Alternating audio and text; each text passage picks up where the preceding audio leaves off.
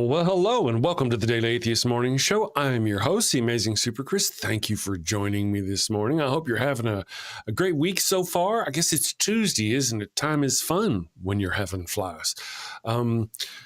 It's Tuesday. We've got some things to talk about. I'm going to try to keep it a little lighter, We'll talk, maybe the world won't end. They said it wasn't going to end, and then as soon as they said it wasn't going to end, it started ending again. So I don't know what the fuck. But we're going to try to keep it a little lighter today, maybe if we can. Rion is back. She's feeling better today. I know. I felt her. I don't mean like that. Don't be perverts. I mean, like I asked her how she, got the feeling of the situation. Je sens ça.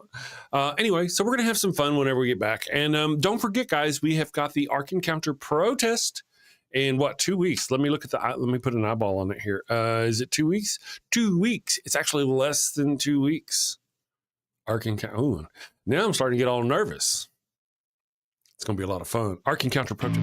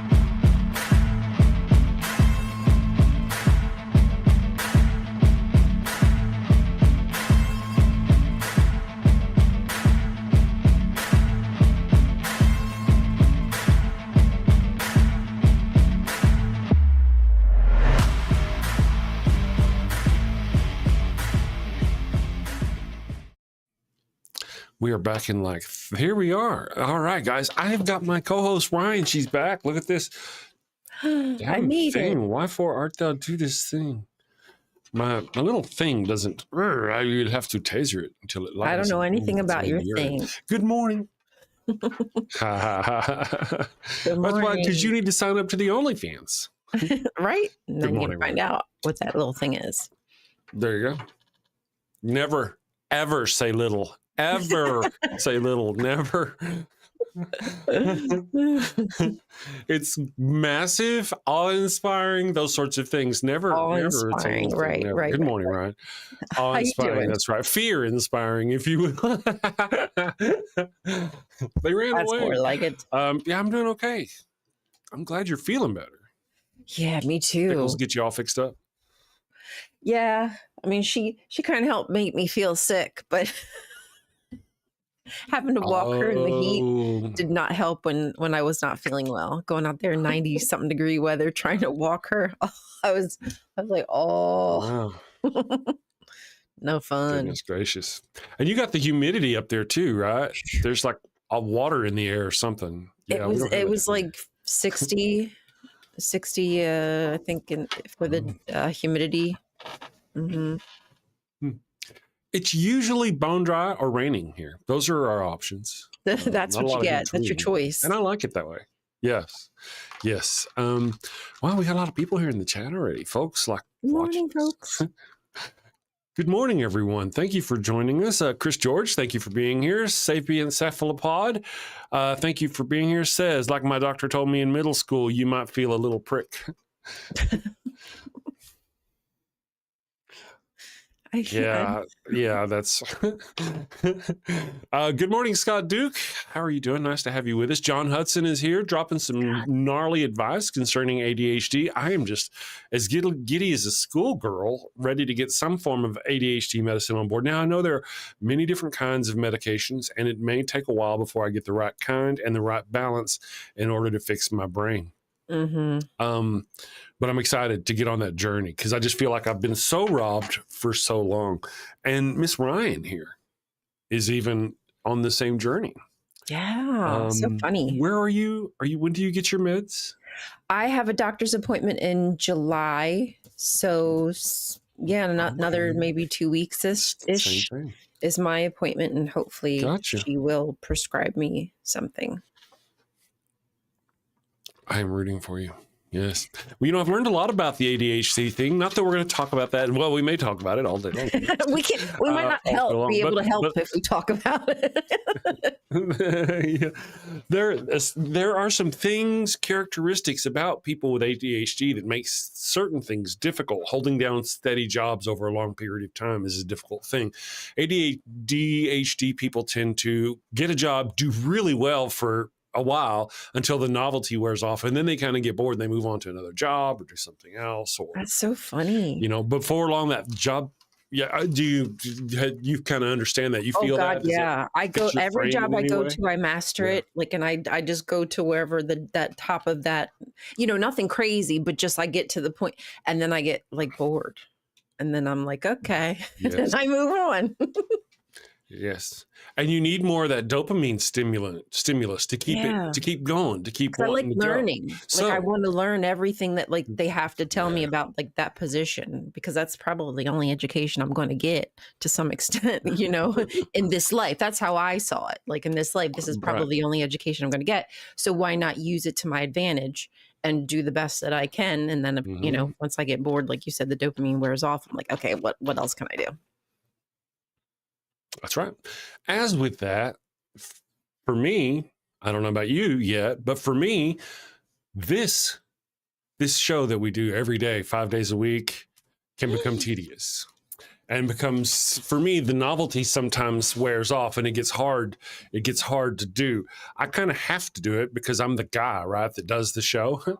But you're not the guy that does the show. And I could see, just like we've talked about, part of the symptom of ADHD is getting to where you're like, oh man, we've done it. I'm kind of so anytime you need a break, we've talked about it briefly on the show before as talking about cycling in other hosts or something. You just let me know, because I know what it feels like once it starts getting tedious. I don't want to get there for anybody. There might be a couple people out there in the verse who would want to sit in as a guest host for a little while or some business. Who knows? Well, I'm sure. Maybe we might be able to find somebody. Huh? I said I'm certain. I know there's a lot of people who I think would do well on this show. I think they might. Yes. But so here we are. It's great to have Rion back on this show. John says, am I still tripping balls, or is Chris's voice not matching his lips?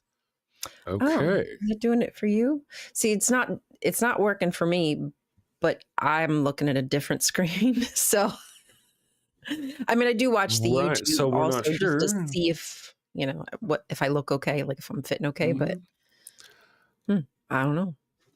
I'm going to close mine out. Oh, it sounds like I'm on doing Chinese or something. He's got dubbed over. Chris is being dubbed over, folks. So while he's being replaced by another, I don't know, body snatcher, someone's going to come out from a pod, I'll just take over the show like I've always dreamed of. This has been the master plan. Oh, damn. There you go. Never enough time. Like I'm behind there, doesn't it? Still behind, huh? For me, it is, but I don't know what it is like for them. Yeah, it probably is. Well, dang it. We'll just have to figure it out and go with it for today. You're going to have to watch this show like this, folks. Yes. Let me see here. I'm going to try something. Who knows? Maybe it might work. I actually have a mic thing here, a mic delay that I can turn off, and let's see what happens. Let's do it. Oh, here we go. All right, so it's back to me. So anyway, let me tell you. God damn it. I know, too fast. Any better? Is that any better? It might not be better. I don't know if it's going to be better. It was better once. No, not better. It seems like it might be a tad bit better, but it's still off. Maybe it'll figure itself out. It's life out. It may be OBS at this point. No, it's not OBS. It could be OBS. Je ne sais pas. There I am.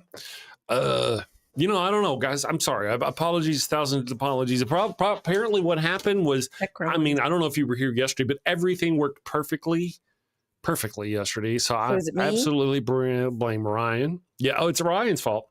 And I think what the deal is that the tech gremlins like you. They have a thing for you. Bro, that's not even a joke. Like, I'm a little paranoid about that. I am a little paranoid about that because I do feel as every time I try to do something that something goes wrong. So it could be me. Yeah. It could be. It'll be. It is Ryan. See, everybody concurs. If you think it's me, put your thumbs up, everybody. Everyone in the chat, if the tech gremlins Thumbs up. like A thumbs me, up.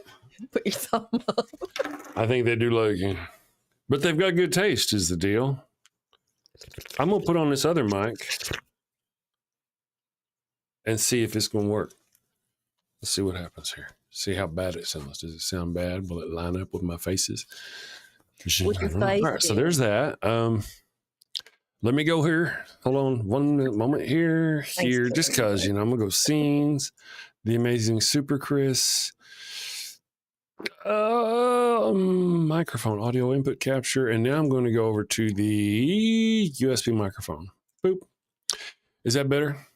1, 2, 3, 4, 5, 6, 7, 8, 9, 10, 11, 12, 13. Not better. No. It's not better. Probably sounds like shit too. Actually, it sounds fine. Okay. Does it? Gotcha. Well, I will put the fancy microphone back on. Yeah, it's just a delay. Yeah, It is your video is behind. Like your whole thing. My video is a different behind, timeline. My whole thing. Yeah, another dimension. Oh, really? All right, cool. Cameras. All right, let's go here. I'm going to go there, and I'm going to go here. Just cancel that. Damn it. Okay, maybe if you reverse the plasma inverter, you could get yourself back on the right track. If I did. Part of the problem is that, yes, I think you're right. Let me close this right here. I'm going to try this. Gosh, finally got rid of them. How's everybody? Did you have a good day? Okay, that's my last shot. I'm going to try it, and we'll see if it works. It's probably fine. Lower. Talk again. You did, huh? Is it? I think to me anyway, it's better than what it has been. Okay, awesome. Mm-hmm. I got it. Yay! See, I hate to do that during the show, but we didn't know I was doing it until the show. Yeah, it can bug the shit out of somebody to sit there and watch that. So yeah, some people will leave. Yes, we don't want people to leave. I can't watch that. Good morning, Brent A. Thank you for joining us. Raven says, am I watching a badly dubbed Japanese movie? Maybe Godzilla. So that's what they were saying when they were saying Godzilla in the chat. That's what they were doing. I get it now. Nancy, how are you doing? I'm looking forward to meeting you in 2 weeks. I believe it's you. Why do I always forget whether it's you or Patty? Because of the weed I smoke. But if you'll remind me, is it you? It's Patty or Nancy I'm meeting in 2 weeks. Less than 2 weeks at the Ark Encounter protest. I'm growing my hair out specifically for that. Yeah, it's gotten really full recently. It's really getting long. I don't know what to do. I'm trapped. It works for the wife. Girls popping. They are, aren't they? Huh? Yeah, you just. I'm a but Maybelline it looks like girl. you did run your hands through it though. Yeah, this is a different kind of style today. Yeah. Because I did try that style where you crunch it up like I had the other day, and it just wasn't working for me. But I got many different styles. Some days the curls don't want to do what you want them to do. That is the fun of curly hair. Yeah. Yep. True enough. RDZ Chris Christopherson look kind of. I actually once almost changed the spelling of my name to match his when I was a kid. Well, I wanted to when I was a kid. Chris grows out his hair just to spite me, says Dragons and Genesis. Good morning, Jason. Yes. Neurogeezer. Good morning, Neurogeezer. I caught a little bit of Casey's stream this morning, just a tiny bit. But I was doing my morning show shtick, so I couldn't really pay attention. Nancy, I'm going to watch what Nancy says. Humidity is curly hair and nemesis. I know. And see, my hair is... it's wavy and curly. I got some badass hair. If you like hair, it's badass. It's just I can't control it. But when I can control it, it looks good. I'm like, damn, that'd fuck me hard. Raven, Chris running his fingers through his hair, but always gets stopped by his nuts. Nope, ain't no hair down there, my friend. Oh, got a man. sawzall, get that shit cut off. It's like take a bush hog, get the hair off my legs. Ringlets here. Good morning, Carrie Ann. How are you doing? Jealous. I love ringlets. I wish.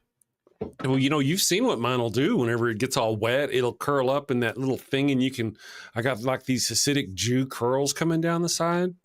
Got the little curly cues. Good morning, the mighty Philibert. Thank you for joining us. Nice to see you today. Where is Nancy? Oh, yes. Nancy. Time to walk the geriatric corgi dogs. Okay, that's why he left. I watched too many Godzilla movies to be bothered by someone being... Good morning, the Shaken Fizz. Thank you for joining us today. I hope you're having a great day so far. Oh, did she mention the damn show? That's awesome. She's fantastic, so far as I can tell. Again, I haven't really watched her. I mean, I dig what she says so far. We're on the same side politically. I know that for sure. Damn it. So... Rion, you missed yesterday. Yesterday we had the talk about what was going on. As you can imagine, things are still going on. We found peace yesterday. Donald Trump, the Nobel Peace man, worthy that he is. Peaceful. I know, he's so peaceful. He managed to broker peace for I think it was like 11 minutes, wasn't it? Did you have a doubt? No, I never had any doubt. Yeah. And then they started shooting at each other again. Yeah. Yeah, I'm a bit out of touch. I've been like down and out since like Sunday. So I barely know what's going on. Well, I kind of want to barely know what's going on. Yeah, I know.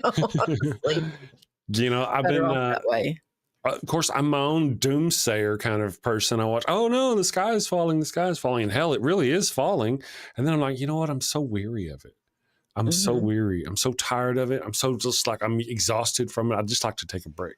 So the title of today's show is The Apocalypse Planning Committee. That's us. We're going to, get the opportunity to plan for the apocalypse. I think I want to take lots of turkey bacon. I like turkey bacon. Is that what you want to take for the apocalypse? Oh, shit. No, you're right. I take real bacon. I mean, I'm just saying, if it's there, it's already been killed. Let's just grab it out of the freezer. So is this what you're putting in your pack, like your backpack, your doomsday knapsack? Yeah. It'd have to be pre-cooked, though, because I'm not a good cooker. Ooh, and with bacon, you could put a shit ton of already pre-cooked bacon in that backpack. Maybe like 30 or 40 pounds of bacon in the backpack. I'd be set. People are gonna smell you coming a mile away. Yeah. Like, oh, that's what are you got in that knapsack, buddy? Very good point. Ziploc bags, I think, is appropriate. That'd be an appropriate. Yeah. Don't go into the woods. The bears are going to. Bears would eat my bacon. I think they might just eat you. You might be the dormant of the bacon. That may be. I don't know. I'd break out in hives from the bear venom. Yes. Bear venom gives me hives. See. Yeah, they'd have too much pity on me. Good morning, Simply Secular Dave. Alfresco chicken bacon. Oh my goodness. Sapient cephalopod. And the evil one doesn't really care for bacon. I mean, she kind of does, but like she doesn't, bacon flavor, like bacon on a cheeseburger, none of that business. She'll have like straight bacon, but she's not much of which works. I guess it saves more bacon for me. And you don't have to fight over it. Right. You don't have to. That's it's a happier marriage that way. It would be. Yes. Every marriage has to have concessions, That's right. Bacon just might be one of yours. It could be. Yeah. That's one of them. Nancy says, can't wait to have a long chat with you about ancient history, Devin. I was at the Museum for the Study of Ancient Cultures in Chicago over the weekend. History is I'm a history kind of person. That's me subtly like throwing that out there, waiting for some kind of invite to a history conversation because they're having history conversation. I haven't been invited. What's your favorite part of history? Like what's your era, I guess I should say. My favorite era of history. I've got a lot I've got a lot that I find very interesting. I have some though that I find that I don't really care for, like the 1800s. I don't really, for some reason, it's not a big thing for me like it is other people, The Aztec culture, the Incan culture, it's 1500s all the way back to the 800s, somewhere in there. That's very interesting. Seeing their stuff is very cool. The Greek culture, obviously, the Roman culture, ancient Japanese culture from the 800s, on. Very interesting culture stuff. The influences of Japan and Korea, just there's a lot of things that are cool. Just for some reason, like, people going around in waistcoats and bowlers just doesn't really do it for me. It's just not my bag. It's not my thing. Like, what I've noticed a lot just watching Voyager is they tend to do a lot of the 1800s type hollow thingies. And I said that to my husband last night. I was like, what is this fascination with wanting to go back to this time period of where women were treated like shit? People were still enslaved. There's so much classism. I mean, we could just go on and on and on. Disease, what have you. I don't know. I don't. I mean, it's cool to learn about, but I definitely would not want to. I don't romanticize that at all. What year was Time's Arrow filmed in? Let's see, what year was it allegedly? Is there a sausage fight happening? Are they fighting over sausage? I don't know. Maybe the bacon thing got people going. Let's see. It was written in 1992, but what time was it supposed to come back?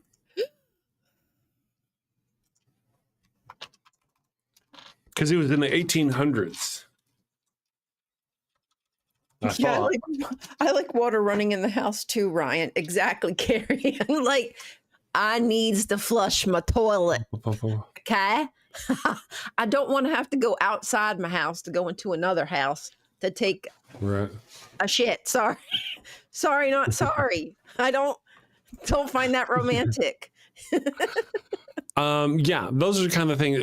There's a lot I wouldn't want to go back to. I mean, you think you want to go back to Old West days or any of that business until you get your first toothache. Right? Just yoink that fucker out. Yeah. Until you get, because when you start hitting like 30, your 20s and stuff, most of you out there, you're like strong like bull. I never get sick. But then you hitting by your 40s and your stuff, and you're going, wow, all of a sudden I get constipated, or I get my eyes hurt, or my head hurts, or I got this kind of problem, I got that kind of problem, my hip hurts, my leg hurts. And you're thinking, oh yeah, I would do fantastic back in the olden days. I have no idea how they did it back then. But they also did have some fun meds. They did. They did. They put Coke and everything. If you could get them, If you could get them, they had some good shit. On some good drugs, it was a free for all back in the day. So I mean, I guess that was the fun part. Opioids and you name it. Right. Yeah. So there's a lot. Let me go here. So today's thing is for our poll of the day is actually, and thank you guys for letting us go a little louder on the show. We could all argue about what's going on in the politics, but it's nice. The poll of the day, the question of the day is Make Chris Laugh Challenge. I'll put a link. Let me put a link here. And what I've got going on here is we're talking about game shows, funniest Christian game show titles. Okay, my friends, let me post this here. The poll here. And I made a few suggestions, as you know. And some of those suggestions were, let me go here, pin message. There you go. So if you will, go vote. And let's see how many so far we have. 21 votes, I think. Is that right? Okay, so funny Christian game show titles, the ones I came up with were Exorcist's Got Talent, Wheel of Misfortune, Sins Edition, Are You Holier Than a Fifth Grader, or The Price is Righteous. So those are your... You choose that one? Mm-hmm. That's currently in the lead right now with 38% of the vote. The Price is Righteous. I did good for that. Jason, I like wordplay. Yeah, me too. They never see it coming. The words are just sitting there, minding their own business. Question the Shadows on the Wall says, the left can't meme, LOL. Y'all really miss the Who Wants to Be a Martyr. No, I didn't. That was actually on the list. Yeah, I just have a limited, but that's, I get you. Okay, good. I feel you. I'm going to give him a thumbs up for that one. Let me see if I can. Is our share button working today? Is the share? Ooh, I should put an image on it that shows the picture of Cher. If you're on that share. Yeah, that would be good. Yeah. Share. The share button was not working. Share the stream.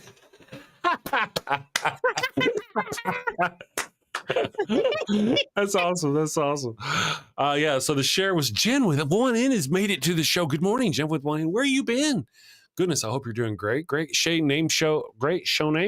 Commandment or not a commandment? Ooh, that'd be a fun one. That would be a fun, because there's a lot of commandments. A lot of people don't know that, but there are. Lieutenant Jedi. The Hollywood Squares, Jeopardy, Damnation Edition. Let's make a deal with the devil. Only one entry per person per submission. So you need to go. That's lack of engagement you're giving me there. I don't know. I thought you were my friend, dude. No, I'm kidding. Those are good. Wasn't it? Wasn't that good? Let's make a deal with the devil. Ryan's over there already done it. Already signed in blood. Sorry. That's right. Spelunking for Christ. And then there's NTR. Bobbing for Christ. Yeah. Bowling for Christ. Bowling for Jesus. And then there's NTR Impact says, I'd like to see an Exorcist tournaments in GL. Not gonna lie. That's a good information. That would be fun. An exorcist term. What do you say? Exorcist tournaments. Tournament. Oh yeah. Yeah. Oh yeah. Because I mean, what's the point of being having a demon in you if it doesn't give you like some kind of superpower, super strength, right? Elsewise, what does it do? Just scare you? Like, what's the purpose? But if you could do feats of strength with your demon inside of you. Oh, that's a whole different game show right there. I mean, no, if you don't mind, I mean, because NTR Impact said, I'd like to see an exorcist tournament. And I think that means like to see exorcist, priests come out and see who can pull out the soul, the demon the fastest. Okay, that's what that sounds like. And that alone has its appeal. But now you've got, yours is totally better. The whole nother side to it. Right. Survivor Demon Edition. Ooh, Survivor Demon Edition is a great title. Jennifer's Body, the movie. That is a movie, yeah. Jennifer's Body. Nancy Viswanathan. I probably don't ever say it right, but I don't know why my brain makes me say it. Wheel of Parables. Parables. I like it. I dig it. Let's go out of studio mode. Austin Sims. Let's see. Who else has got something? I meant Grail. John Hudson, one guy, 12 guys, one Grail. Oh man, John. John, you're a bad person. That's awesome, John. I mean, not that I know the reference. I don't get the reference, John. I don't understand. What's that mean? Ryan, good morning. There's a Ryan in the chat, a different Ryan. Since there's two Ryans, we'll call you Rion. Because it makes you sound French. Yeah, Rion. Like Dijon. That's right. Good morning, Ryan. Thank you for joining us. This is my algorithmically mandated engagement. Oh, I see. I got you. Thank you, Ryan. Thank you for showing up and watching the show. So if we knew you would comply, we would have mandated it sooner. Yeah. We mandated a bunch of things. You got to share it. You got to be a member. You got to. Yes. At the damn show tattooed somewhere upon your body. Dragons in Genesis says a new season of The Bachelor where they play cornhole with foreskin taken from their enemies. Winner gets the girl. I like that. Right? Oh, goodness gracious. That's a series I could get into. I gotta kind of be honest. The whole cornhole game is like a newer thing to me. And do you guys know what a cornhole is? And I where it mean, I gets, thought cornhole was like, something, I'm gonna speak. tornado. Yes, the cornhole is your butt hole, the hole Mhm. of your butt, the anus, the rectum, as it were. And the reason why it's called a cornhole is because back in the day, in the olden days, they used to, that time that some of you bastards want to live in for some reason, in the outhouse or whatever, they would take corn cobs after they'd eaten all the corn off of them, and they'd drop the corn cobs in a bucket of water. And when it was time to wipe your behind, you would go in there and you'd grab one of those corn Oh, cobs right. Yes. and Yes. you would Yes. wipe your butt with it. It's not supposed to go inside the butt. Just wipe it, right? And that's why it's called a freaking cornhole. So this game is called cornhole. I'm like, do you people not know? Yeah, that is a little creepy. But you're not even throwing a piece of corn in the hole. That's right. Well, actually, I guess that's what's supposed to be in the bags is corn. But well, I don't know. But here, Neurogeezer says it's Neurogeezer says it's where the corn comes out. Yeah. Yes. Good morning, everyone. Thank you all for joining us today. I got Ryan back. Got her back. I survived. She survived. She did for now. Gray old dude says moo. I moo back. Yes, it's an age thing, I think. Carrie Ann Chrysler, hey, smart composting adds dry material. Smart composting adds dry material. That's cool. Jen with one in. Game show, who circumcised me? Are you circumcised? That's a good one. That's a good one. Circumcised. You put your penis in a hole. Give it a whack. Oh, man. Jesus Unfollower. What a cool name. Good morning, Jesus Unfollower. Thank you for joining us this morning. Welcome to the damnation, fellow burner. Thank you for joining us at this ungodly hour. Jesus Unfollower says, such a beautiful day that the Lord hasn't made. Exactly correct. Yes. It is a blessed day. Every day that God hasn't made is a beautiful day. It's a beautiful day. It is. Mm-hmm. It is.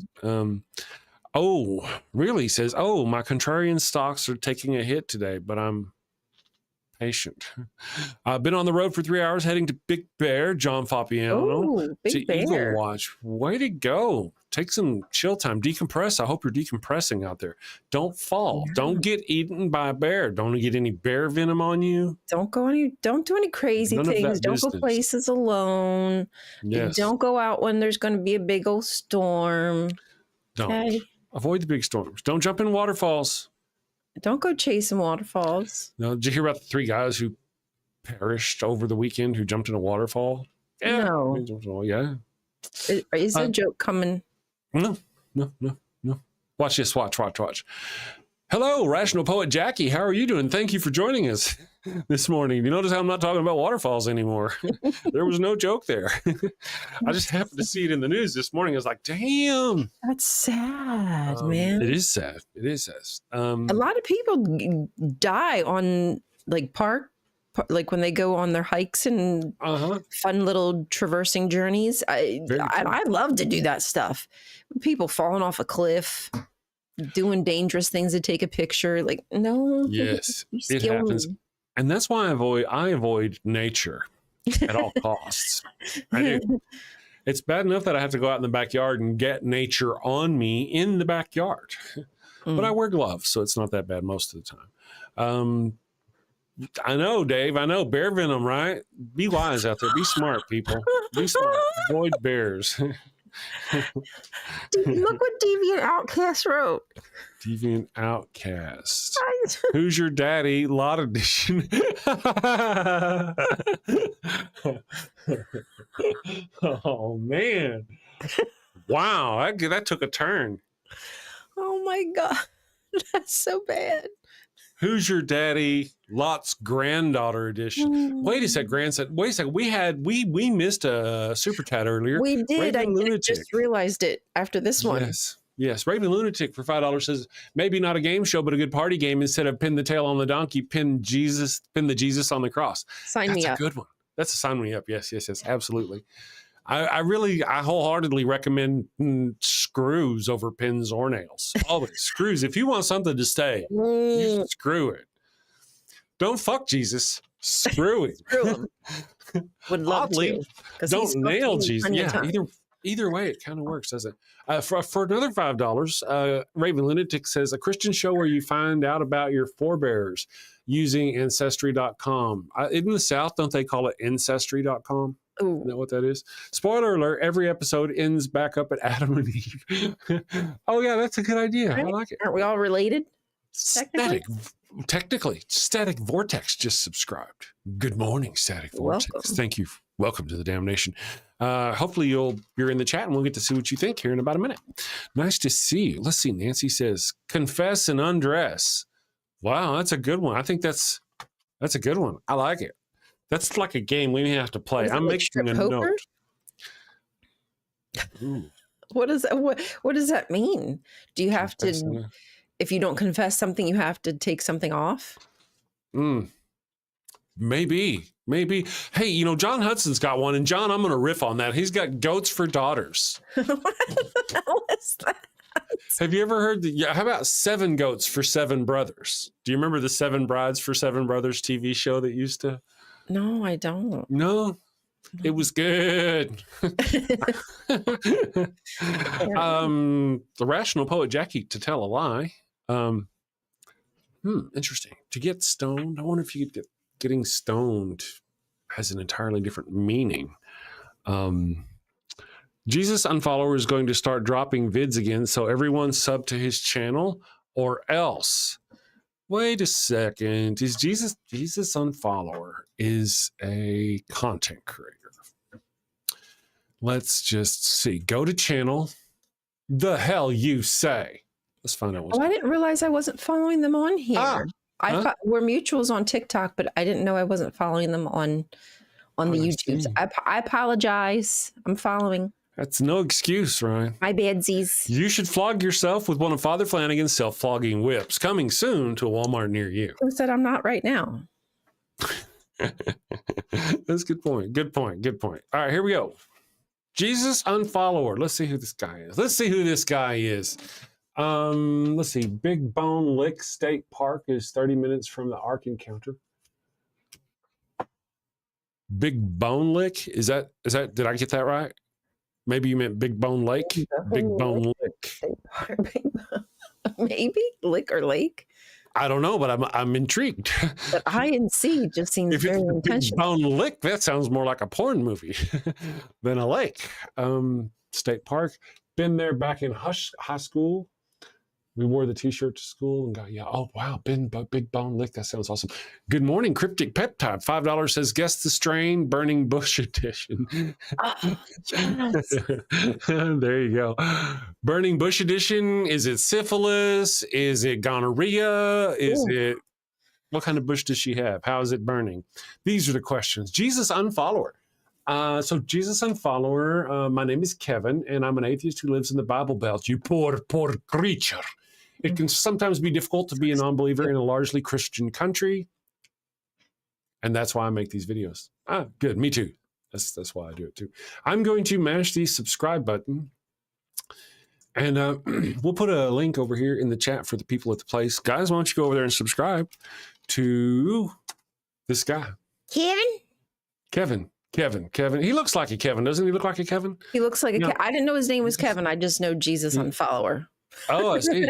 But now I know his name is Kevin, and I'll probably forget that. There you go. Looks like a fun channel, guys. So if you don't mind, go do the thing at the place with the stuff for the guy. We'll obviously have to have him on the show one of these days. It is helpful when people put their actual name, if they use it at all in their videos, because I many times forget what their name is because I'm so used to just calling them by their handle. Yeah. Sometimes I'll roll up into a chat and I'll be like, hi, everybody. How are you doing? Hello, all you beautiful people. And the host of the show will be like, hey there, the Daily Atheist Morning Show. How are you doing? Like, I'm doing all right. Chris. She can call me Chris. Indica or sativa? That's a good question, Ryan. I see that there. Daily Atheist Morning Show. Oh, hey, I put those words up. Neurogeezer, I am now undersubscribed. Awesome. Good. Thank you for joining us this morning. Jesus, Kevin. I'll call you Kevin. Cool. Deviant Outcast. I sub too. I'm going to check out your stuff whenever I get the opportunity. I have ADHD, which means I'll never watch your stuff. I just said that to be nice. Nancy just subbed. Jesus Unfollow. Awesome. Yeah, we ought to get you on the show one of these days to see what you do, what you're talking about, what your thing is, what your shtick. Atheist in the Bible Belt. Well, we see that a lot. That's a thing, apparently. That's there's you are not alone in the Bible Belt. No, there's many, but I feel like they probably, when you look outside and you see a bunch of American flags and Trump flags and things like that, it probably feels a little. Oh, yeah.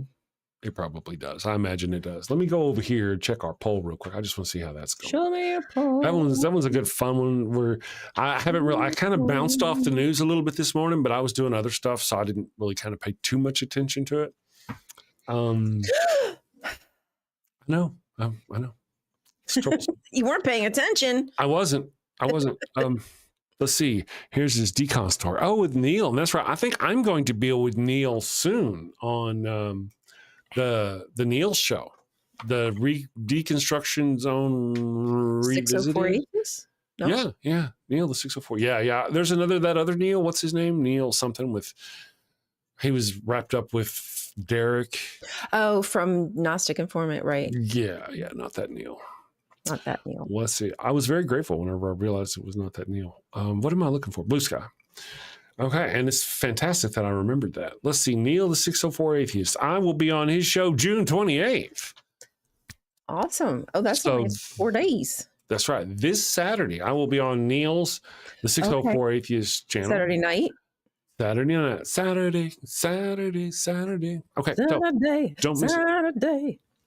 It's going to be fun. Now, at this point, I'm going to go ahead and I'm going to run once again, guys. Are you familiar with the Ark Encounter protest? I'm not going to run that commercial. I'm going to do goats this time because I want to do goats. We'll be back in a minute. And when we do get back, we'll do Theocracy Watch with Rion. Okay. Have you sinned again? Oh, and it's bad this time. A chicken just won't do. But wait, you don't have a goat for your burnt offering. Oh, no. The Lord's wrath is upon you. Insignificant person whose name I don't know, you have sinned. Probably. I shall smite thee. What do you do? You're all out of goats.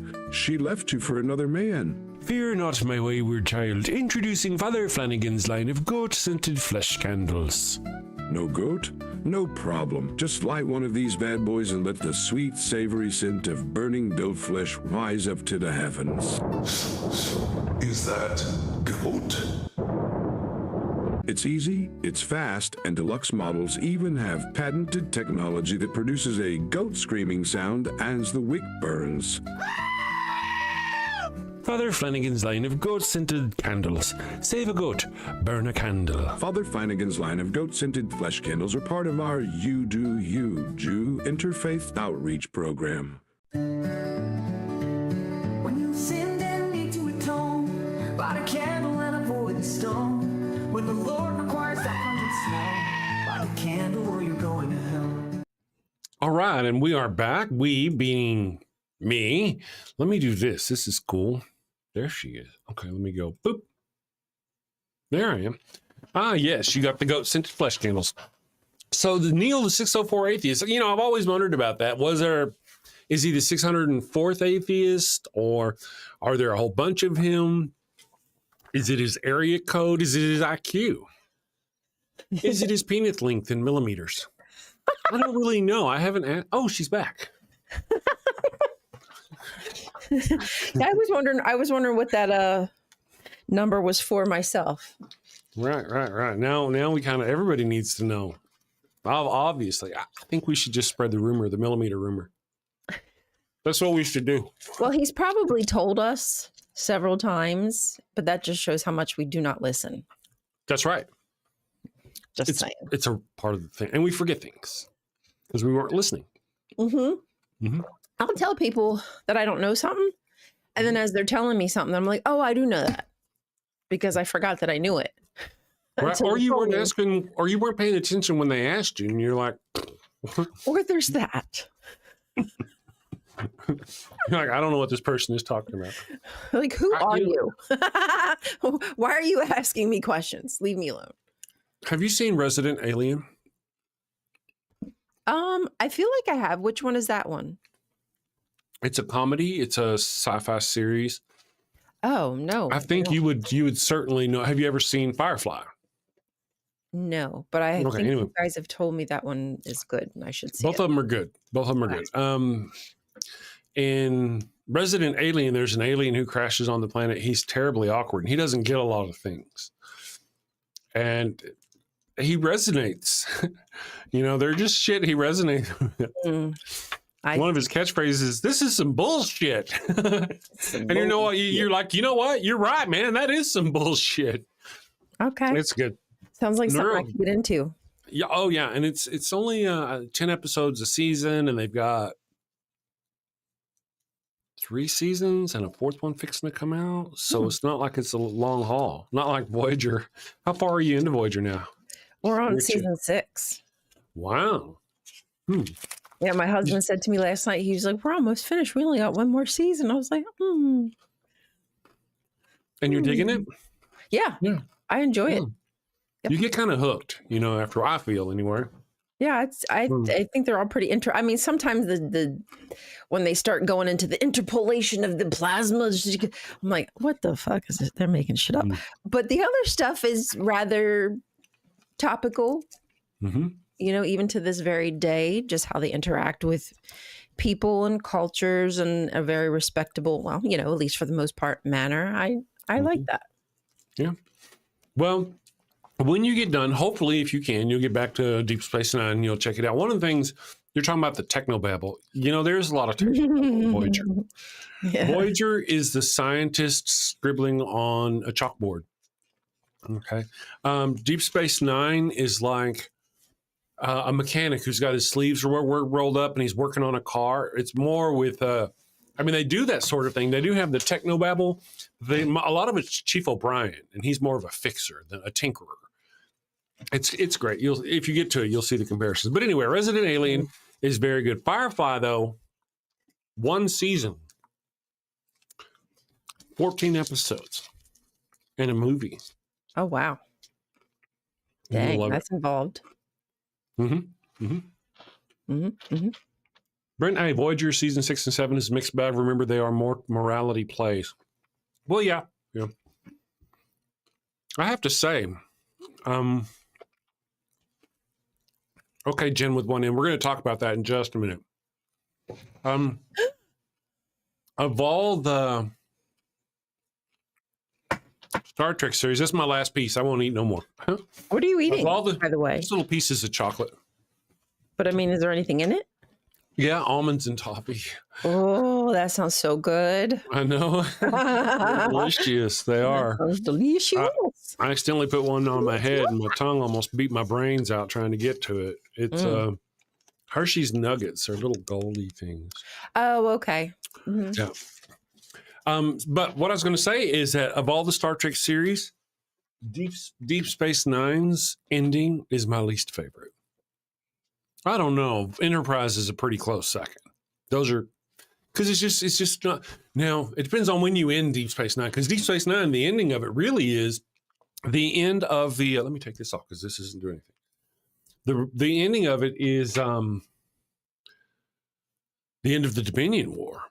So you get to see how all that plays out. But then they dedicate a whole 2-part season, a 2-part series ender of pretty much them going, look at this person, we love this person. Look at this person, we love them. And they just kind of, I don't know, they really soften it up. But Voyager, girl, I don't want to tell you how it ends, but it is my favorite ending. Some people don't like it. Oh, good. It's a good one. Okay. I want to say the only thing is that I wish there were more closure. But otherwise, the ending is fantastic. I really liked it. I rode through it and I was like, yes, that's fantastic. And then there's this thing and the thing, and you're like, boom, this thing, and you're like, oh my God, that's fantastic. And then there's all these things that are like around. They're like, wow, that's fantastic. You're like, oh, goodness gracious. And then end. Fin. Okay, good. Dun. Something to look forward to. Because I am enjoying it. Good. I am glad. I am glad.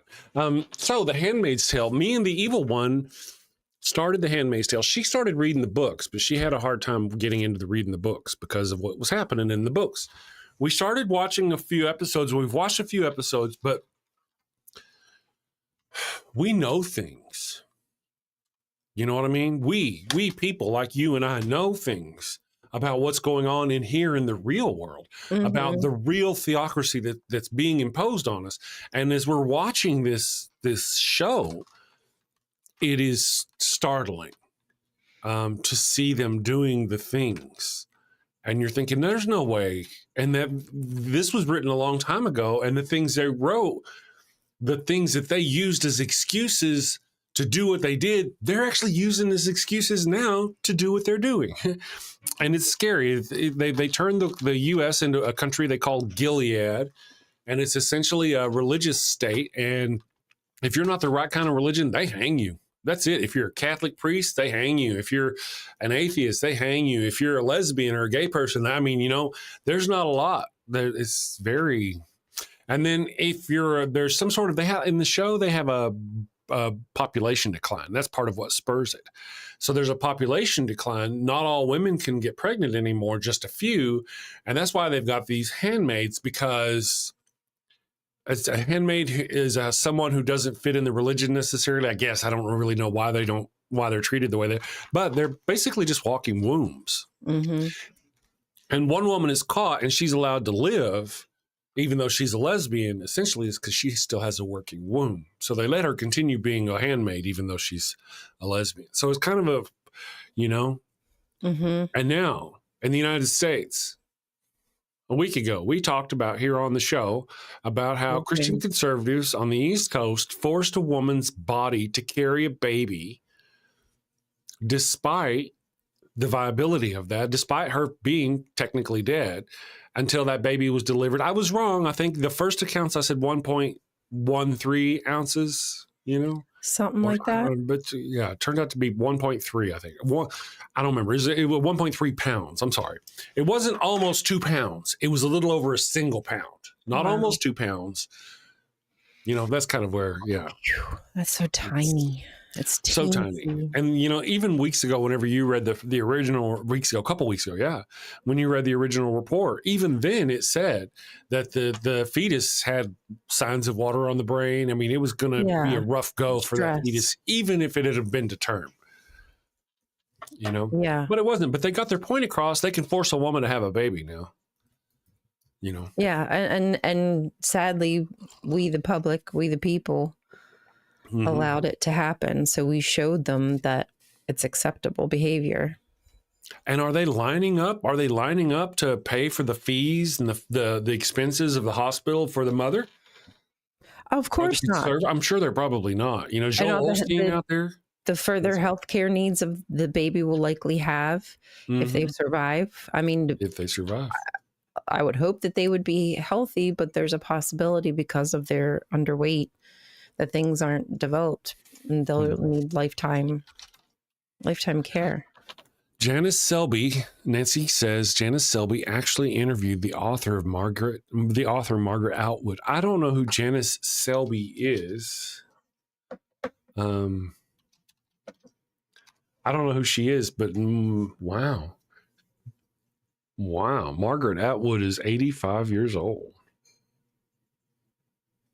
Goodness gracious. 85 years young, Miss Margaret. 85 years young. I would love to have her on the show. Margaret Atwood, the author of the... okay. Not the series. The Handmaid's Tale. 1985 is when that book came out. Wow. Interesting. Sapphic Hazard says 1985 and it's still badass. And so to the story, we were watching, we got started watching and we just haven't gotten there because we kind of dropped it off. We started watching Resident Alien because it's more lighthearted and there's enough we got some tension in our lives right now. I don't know about you, but anytime we can escape from the stresses, we kind of do. Right. I understand. When you're plugged in all the time, watching the news, trying to stay on top of what's happening, I have like my trash TV that I watch. Mm-hmm. That's kind of just my balance. So that way I can have some little bit of my mind to myself. Absolutely. Good morning, Martin Elzen. Thank you for joining us. Swim is here. Jen with one in. Margaret Atwood was actually in the first episode as an aunt. I saw that. I did see that. That was cool. I use, as I told Ryan, suggested that she do, I use IMDb, and I watch the trivia section, look at the trivia section of each episode. And I did see that Margaret Atwood plays one of the aunts in the first. Oh, really? Yeah. Oh, that's cool. Yeah. I think what she does is the lead actress is sitting there and she doesn't respond fast enough to a question or something. So this mother-like aunt person comes over and shoves her head. And that's, if I remember right, that's her. Neurogeezer, for the first 5 seasons, I had to watch revenge porn after each episode. No doubt.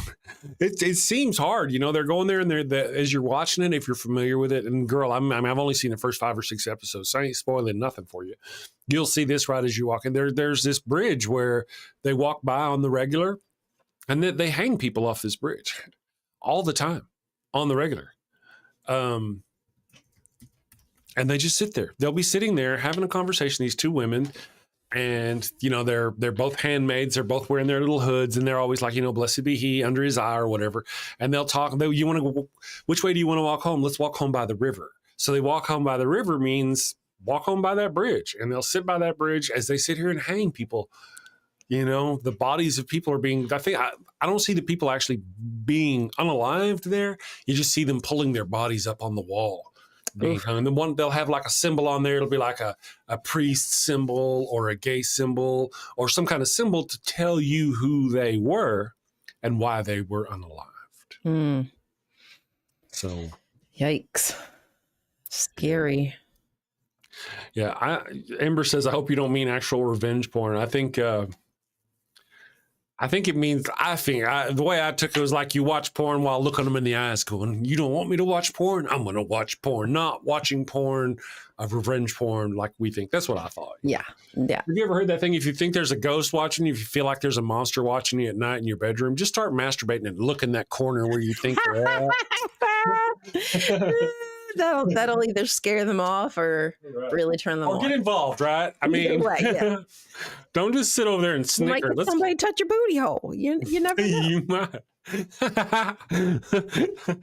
Keep that corn over there, though. Cob. We don't need no cobs around here. Corn. Martin says, sounds like Yahtzees with their different colored stars or something. Good morning, Chet Klug Jr. Thank you for joining us. 1990 movie, One Woman's Story, Every Woman's Fear. Oh, yeah. Never heard of it. Chet Klug. Chet Klug. Yeah, Chet Klug. It's how I discovered I'll Spit on Your Grave series. Really interesting. Well, I don't want to have to live through that, but it looks like we're fixing to have to live through that. I don't want to have to live through that. Whatever kind of oppression is coming. I think we're still talking about the, Margaret Atwood series, the movies that kind of spun off from that. And I mean, it looks like as we go forward, the religious theocracy that's being imposed upon us is dead set on that very kind of thing. Women as birth slaves, taking away whatever, they've already talked about there's an amendment to the Constitution that gives you the right to vote. And in Trump's Bible, it's not there. Mm-hmm. There's a lot of them missing. Mm-hmm. Yeah. So I can see shadowing, or are we being paranoid? That's the question. That's the ticket. Let me go here. Let me see here. Raven Lunatic, I can't masturbate without thinking Wild Bill is watching. Without thinking Wild Bill is watching. Wild Bill's over going, get after it. Get after it. Bill Castle, good morning. What did I walk into? Masturbating the moody hole. Well, Bill, it's just one of those kind of mornings. We was going a little easier, a little lighter, and somehow we got talking about things. Auto romance, I think.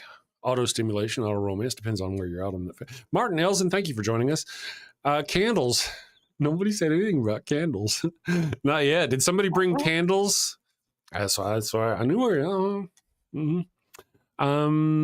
Sliding into politics, remember lighthearted day. That's right. Where we sliding? Well, we also have the ADHD, so we're going to bounce all over the place. Just kind of deal with that. That's going to have like a little, I wonder if I could get like a little thing, a little graphic that whenever I go off topic, it goes ADHD, so people know.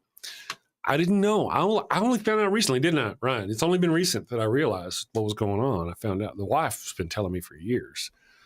But why would I listen to her? She's just a medical professional with a, degree and all that, way beyond degree, postmaster's degree or some bitch. I don't know. She's real smart. She's smarter than I am. But I got her fooled.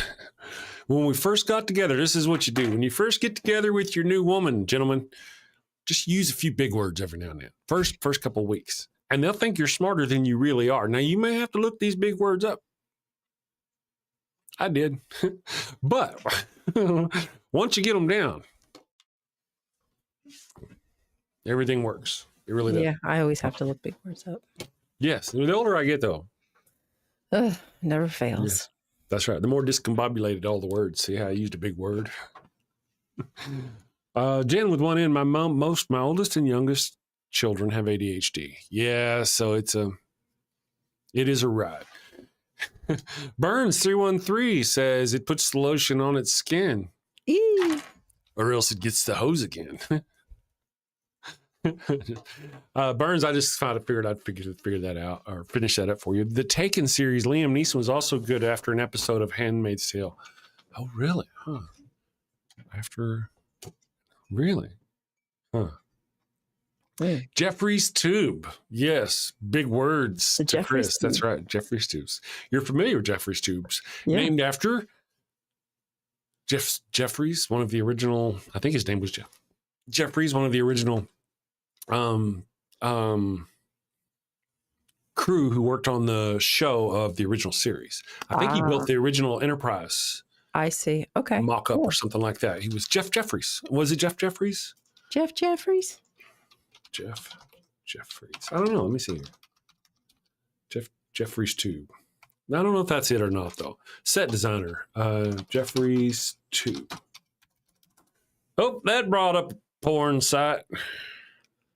Right. Walter Jeffries. Set designer. Walter Jeffries. And his porn site. Look at my tube, he says. Yeah, the in real life designer of so that's where the Jeffries tubes, whenever they're going through the Jeffries tubes on the show, crawling through Jeffries tube. And you were like, why would you ever on a ship that size have little tubes where people would have to crawl from deck to deck? I don't know, but they do. Guess if you got to get to the equipment and the cabling and the plasma shifter, flux capacitor, rotators. Yes, in order to narrow the confinement beam on the tachyon particle thing. That's right. That's right. The exactly. There's always a warp bubble in tachyons. Thank you for the $5 super chat, Raven. Raven says the worst part of masturbating is closing the other 6 tabs of porn I didn't even get to and realizing I'm too ambitious for my own good. The older I get, Raven, the more those tabs are left open. It'll get you. They just stay there. Just Chris Fairley, he killed 30-something children for calling somebody bald. 42, I believe it was. Yeah, with bears, with 2 female bears. I think. What a way to go. Bears coming out spitting venom at these poor children. Did we haven't done Theocracy Watch, have we? Not yet. No.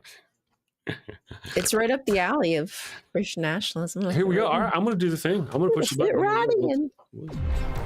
You're tuned in to the Atheist Morning Show on the Dan Network. And this is Theocracy Watch. Turns out when Kelly Loeffler said she wanted to lift up American values, she meant literally hoisting a Christian nationalist flag over a federal building. Welcome back to Theocracy Watch, where the stars and stripes are quietly being swapped for crosses and crusader slogans. Last week, the head of the Small Business Administration celebrated Flag Day by raising the Appeal to Heaven banner. Once a revolutionary relic, it's now a favorite among election deniers, Christian supremacists, and Capitol rioters. Kelly Loeffler, former Republican senator from Georgia and current head of the Small Business Administration, oversaw the ceremony. But flying just beneath the American flag was a white banner with a green pine tree and the words "Appeal to Heaven." Think of the banner as a colorful red flag, a signal that some in power are no longer appealing to the people, the law, or the Constitution. They're appealing to their version of heaven. George Washington commissioned it in 1775 for use on a fleet of naval cruisers. The pine tree was a symbol of colonial resistance, and the phrase comes from John Locke, who argued that when earthly justice fails, people have the right to appeal to divine authority. Here is where the history begins to get shaky. In recent years, the flag has been rebranded as a Christian nationalist emblem. Zealots have turned it into a rallying symbol for those who believe America has broken its covenant with God. It was flown during Stop the Steal rallies, the January 6th insurrection, and Speaker of the House Mike Johnson displays the flag outside his congressional office and was recently flown outside of Justice Alito's beach house.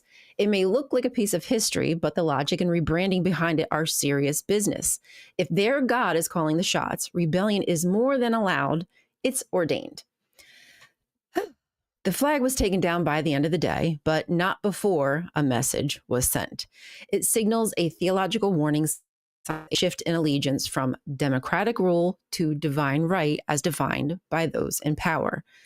Symbols shift and adapt through the ages. George Washington used that flag to declare independence from a king. Christian nationalists use it to crown one. So until next time, keep asking questions and stay curious. Appeal to heaven. I saw that. I got the flag up for them to see while you were doing it. Yes, I saw that. Thank you. Yeah. Mm-hmm.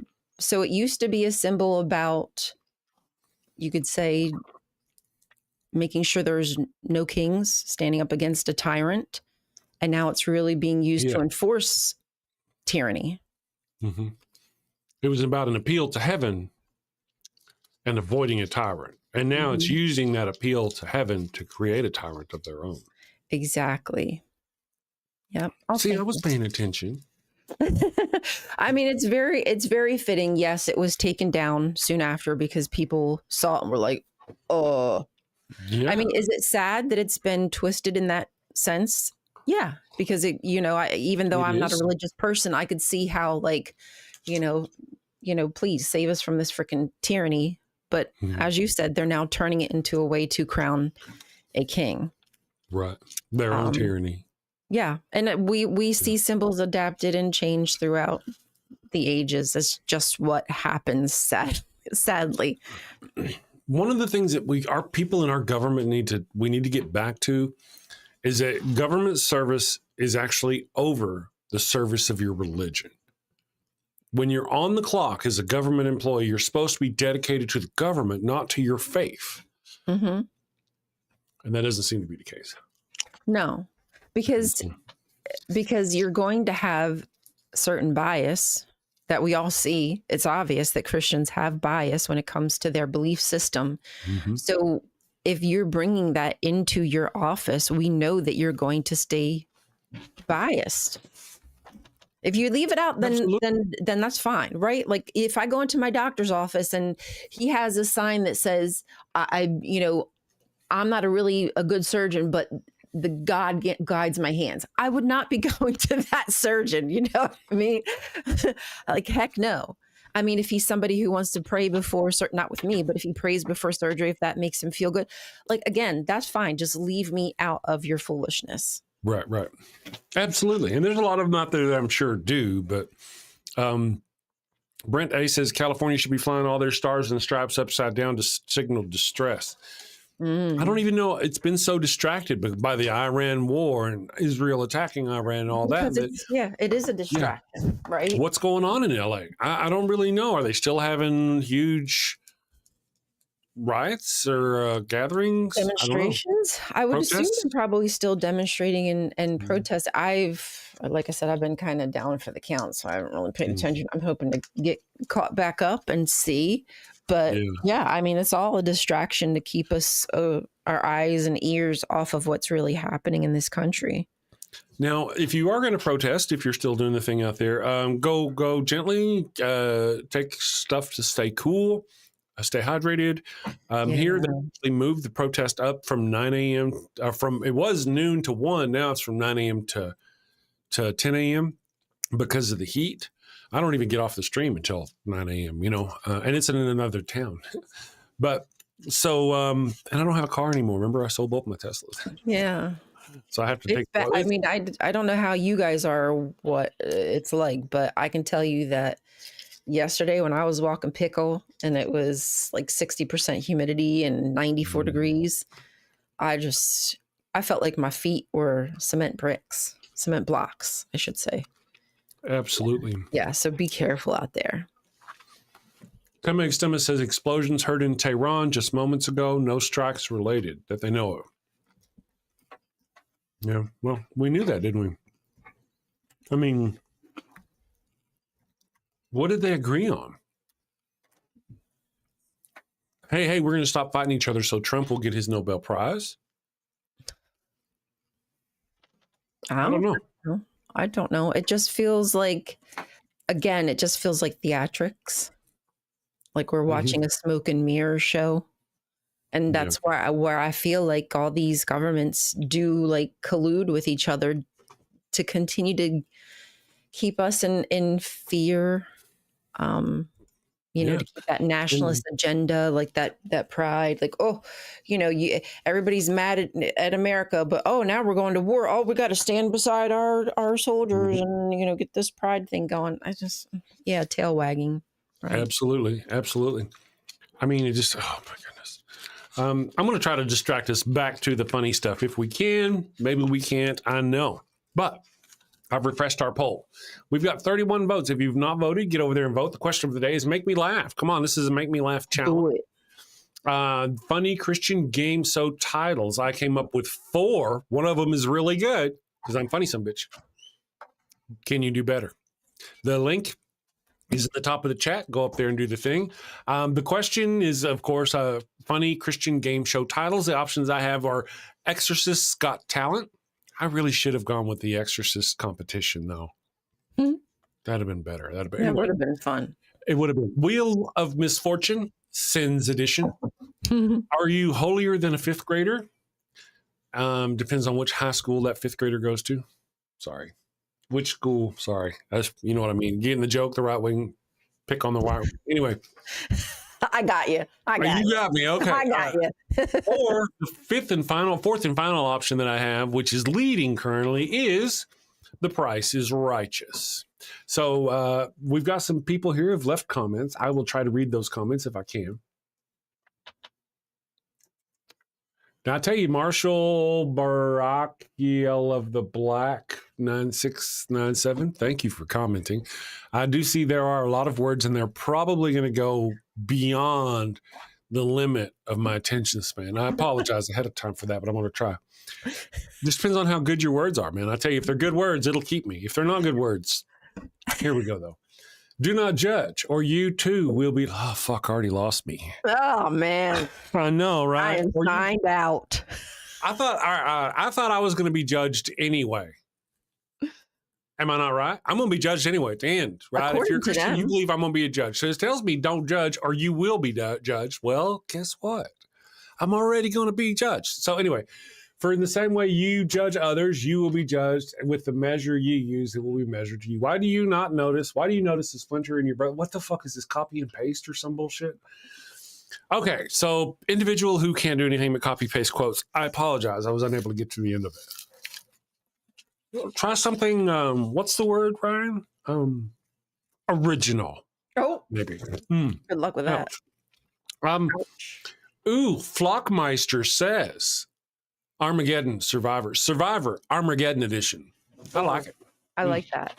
I mean, there's a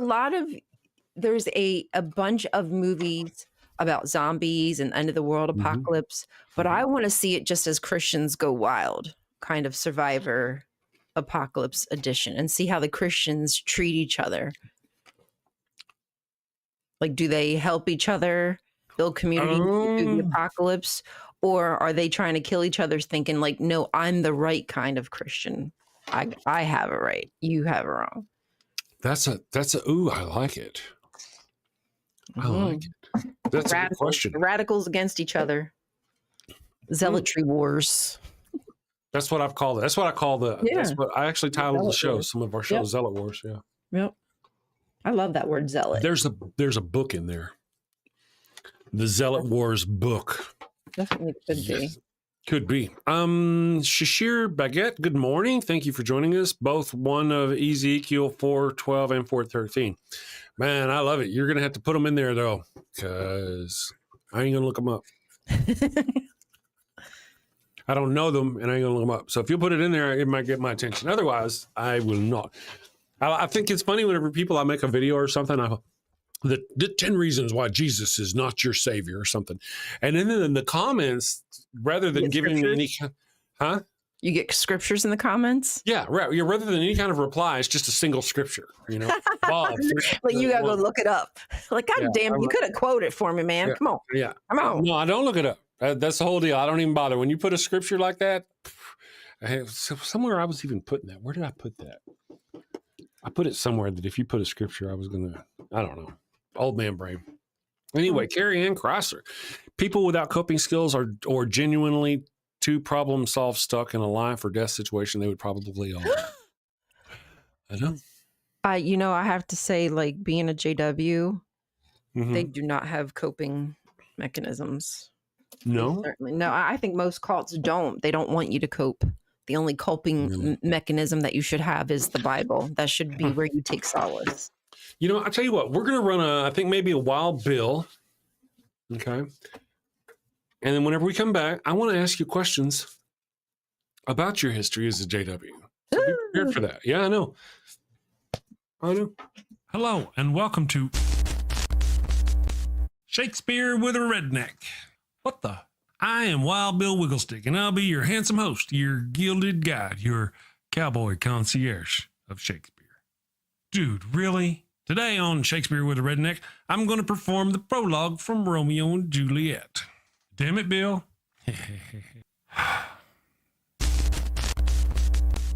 Two households, both alike in dignity in fair Verona, where we lay our scene. From ancient grudge break to new mutiny, where civil blood makes civil hands unclean. From forth the fatal loins of these two foes, a pair of star-crossed lovers take their life, whose misadventured piteous overthrows doth with their death bury their parents' strife. The fearful passage of their death-marked love and the continuance of their parents' rage, which but their children's end not could remove, is now the 2 hours traffic of our stage, the which if you with patient ears attend, what here shall miss, our toil shall strive to mend. Hey, that wasn't half bad. I'm not as dumb as I look. Of course not. You'd be in a coma. Okay, so here's a quick rundown of the situation. Bill, two snot-nosed brats ignore the warnings of their learned parents and end up getting 4 people killed. Bill, come on, man, you're always blah, blah, atheist stuff, blah, blah, boring. Say something fun, for goodness sake. What? Particle is a fun word. Bill, particle, particle, particle. Bill, or talk about horses and dogs. People love horses and dogs. Or boobies. Everybody loves boobies. Bill, oh, can I say boobies on YouTube? If you close your eyes, it doesn't count. Talk about boobies then. Okay, everybody loves those cute little blue-footed bastards. It hurts right here. Culture, baby, coming at you. Avoid bringing a plague on both your houses. A plague on both your houses! By hitting that subscribe button, then that little notification bell. And bang that thumbs up button like frisky cousins at a family reunion. Thank you and take care. Peace. Now there, Brent's out there schooling people. Listen, man, if you're going to do something, do it this way. And we are back. Thank you for seeing us here. Let's see. All right. So here's the deal. I need you to clarify for me. We talk about you being an XJ-dub.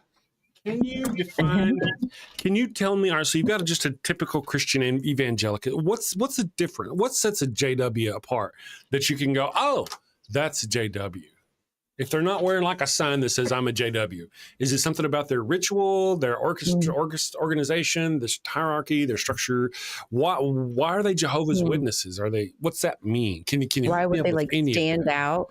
Yeah. All I know is Christian cult. That's all I know about them. Yeah. I think part of the reason they stand out is because I feel like they seem uncomfortable around people. If you ask me, like you can tell that they're not really, I don't know, they're not really in culture the way that you and I are, or talk to people the way that you and I do. Conversations always are redirected back to the cult. Now I know a lot of Christians do that. You know, they praise God, thank God for everything. Like that part is no different. But I do think you can just see they don't feel comfortable around people like you and I, like worldly people. Like they're afraid they're going to be influenced. You know, I want to ask you, since you mentioned that, now there are people who are comfortable in that religion, so other people who are struggle under that mentality and mindset, and they get out of there, like yourself. I'm curious if you think, or if you know, because we've talked about on the show, I've talked about how I believe brain structure and certain parts of the brain being certain ways cause more people to be more likely or less likely to be religious or highly religious or something like that. It's actually even part of my science fiction book. Do you think there's a personality type that is kind of drawn to that kind of religion, or you know, like if a group of those type of people got together and that's how it, you know, that what felt right to them is how they laid out their religion? Is it so much of a personality type as maybe just that desire to want something better? And anything connected to the divine, for some reason, people's brains just turn off. They don't ask questions like they do when it comes to their doctor or their car or the food they ingest or the restaurant they're going to go to or the school they're going to put their kid into. But for some reason, when it comes to Christianity, you're going to do better when you follow this religion. You pray to our God. And people are like, wow, that sounds freaking amazing. I don't know why they're so gullible, but you tell somebody that they're going to have a better life and a better connection to God and do good things in this world, and they're like, sign on the dotted line. I don't know what that is. Here's the deal. Brajal says superstitious people. Well, superstitious. There are people out there who are born, you know, it's just that, you know, you can get to a certain age in life and exposed to so much scientist and still want to believe those sorts of things. And I just, you know, think that if there was a chemical, a pill you could take that could make people less likely to be religious. Does that make sense? You know what I mean? People who have a smaller amygdala, for example, or a larger amygdala, because that's the fear center of their brain. The larger amygdala people tend to be more likely to be religious. But if you could give them a drug that made that normal sized amygdala, would that make them less likely to be religious? These are kind of studies I would like to know about. That's a good point, though. Yeah. Deconstruction Zone is here, man. I've been wondering about you, Justin. Happy birthday! I'm curious. How many spankings do you get? You look kind of spry, like you're probably 30, maybe 31. What do you think? Got any guesses? Well, he's went to school like full blown schooly school. So I feel like he's got to be older then, huh? He's old. Well, mid-30s, late 30s. Am I wrong? Okay. Oh, is that maybe mean? I shouldn't say that. 41 open hand slaps. Okay, no, I don't feel so bad. Wow. All right. Yeah. Well, the young. You're older than I thought. Yeah, you're looking good. Looking good. I grade young. Otherwise, I'm a baby face. It's the gray. Gray does it. Yeah. But I'm proud of my gray, so fuck it. All right. I'm going to let you read this super chat, Ryan. Okay. It's a nun-related one. So we love nuns. Justin from Deconstruction Zone says, and if you're not following him, you should do. 2 nuns cycling down a cobbled street. The first one says, I've never come this way before. The second one replies, must have been the cobbles. That's right. I want to see that movie. Thank you for the $5 super chat, Justin. I appreciate it. You know, Justin, I'd like to come on your show one of these days and talk with, because he talks with, not like that. I mean, there's a cleanup crew, and we've got a fluffer. Raven's our fluffer. Anyway, Raven's like, what? Yes. What did I sign up for? But you know, I'd like to, because he gets to actually debate with and talk to people and stuff, and I want to watch and learn more about his stuff, and hopefully get to go on his show. Oh, and I am sneaking up on you fast, by the way. We just hit 10,000 subscribers this past week. So I don't know. He's got like a whole bunch more than we have. Like 3, 4, 5 times more. At least. Yeah. He's got more. I don't know. It makes me feel bad when I talk about how many more he had. No, he's got good stuff. Yeah, I think all I need is a schedule. Know your schedule, when you stream and when it's available and when I can do there. Because if I knew that, then I would try to adjust my schedule. I have a really weird schedule because I got a weird schedule. Mm-hmm. I sleep weird. Mm-hmm. Yeah, I sleep from like 8 o'clock in the evening until 2 a.m. in the morning. And then from about 11 a.m. in the morning to about 1 in the afternoon. And it's weird. It's just a habit I've gotten into. I got to just get, and then the evil one comes home, but we enjoy watching stuff like that. It's cool to watch them debate and talk to people without some of the cussing and yelling and stuff like that. Other times, though, depending on the mood, I like watching the cussing. I mean, because sometimes, I get frustrated. I need to vent after gosh, yeah. It feels good to just get some of it off of your body. Like, it just feels like this negative energy, like this vibe you have. Yeah, I know. I understand completely. Awesome. Deconstruction says he'll email me or what is it called? Huh? Discord. Sorry, the word left me. Or Discord me. I think we have each other on Discord. Email me if you've got my email, or Discord me, and we'll do the thing. He says you should get on his show too, by the way. That's right. I'll come on your show. I'll watch.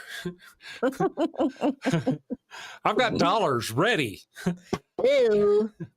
Raven Lunatic for $5. Watching one of his streams, and he actually enjoyed it as well too. Oh yeah. Well, listening, he was just listening as I was watching it. Yeah. Well, one of the things. Oh, let me do Raven's thing here. Yeah. We'll come back. Raven says, my girlfriend told me she would never masturbate while on her period, but I caught her red-handed. Oh my God, Raven! Raven.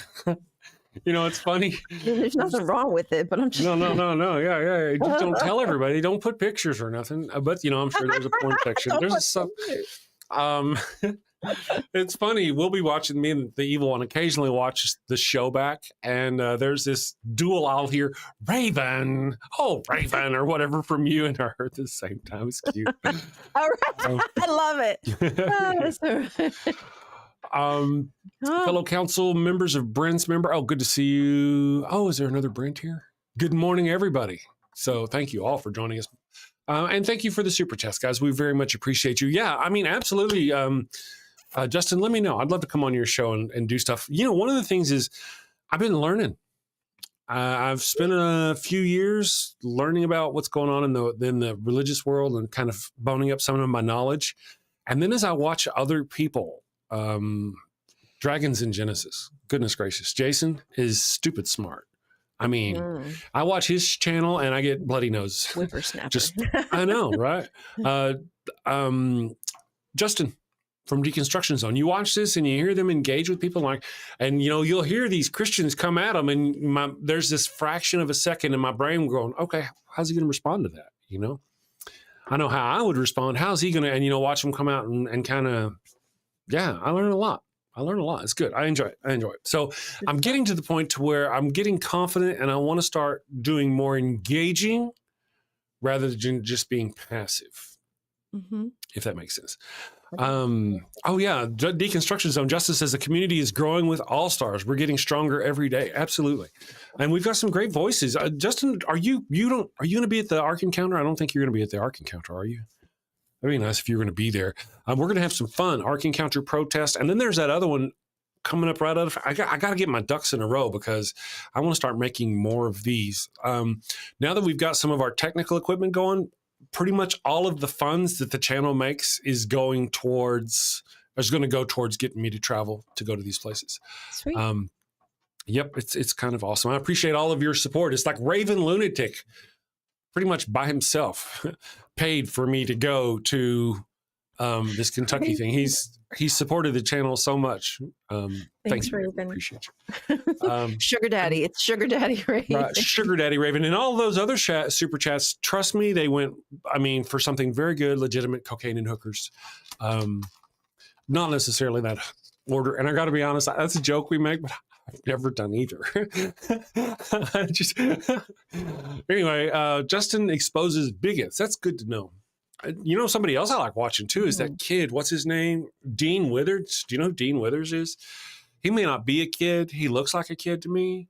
He looks like he's in high school. Man, he's like blonde hair, Is that the one that's like one liberal against 100 MAGAs? Is that guy? Oh, yeah. Okay. Yeah. I actually recently saw his stuff. Yeah. 20. He's 20. Man, way to go, 20. Dean. He's very sharp. I wish I could be that sharp. Yes. And see, that's where the DHD medicine's coming in. See? Maybe. Yes. Maybe sharpen us up. ADHD medicine. NanoCon. Okay. NanoCon is the Nashville event. So we've got, this is the deal. I don't know who needs to hear this or who wants to hear this. We've got the Ark Encounter protest. NanoCon comes up right after. I would go to at NanoCon or BajaCon, either one of them, if I could get an opportunity to be a speaker. If they've got a speaker opening, I would love to go. I know I can go as a visitor. I know I can just show up and go there. That's a lot of expense to fly across the country, a hotel up and all this business to just be a visitor. And so if any of these, I want to find out if any of these NanoCons, for example, does NanoCon have a speaker opening? If they do, I'll make it. If BajaCon has a speaker opening, I will make it. I just, kind of right now, because that's where all of our funds are going to go to help grow the channel and do the stuff. So that's kind of the deal. I need to get those ducks in a row. That way, if somebody's can't make it, BajaCon, they got a lot of people coming in from outside of Canada. And if somebody can't make it, maybe I could sneak in and fill their position kind of thing. So that's kind of what I'm looking forward to. So if anybody knows, let me know. Ways to Human says, I can ask Chris. I volunteer with him and they just asked me to be on one of those panels. So if you would, let me know. And the sooner you let me know, the sooner we'll make travel arrangements. And I would love to go to NanoCon and get my face out there, start doing the thing. And I know this is going to be weird. This might sound a little weird.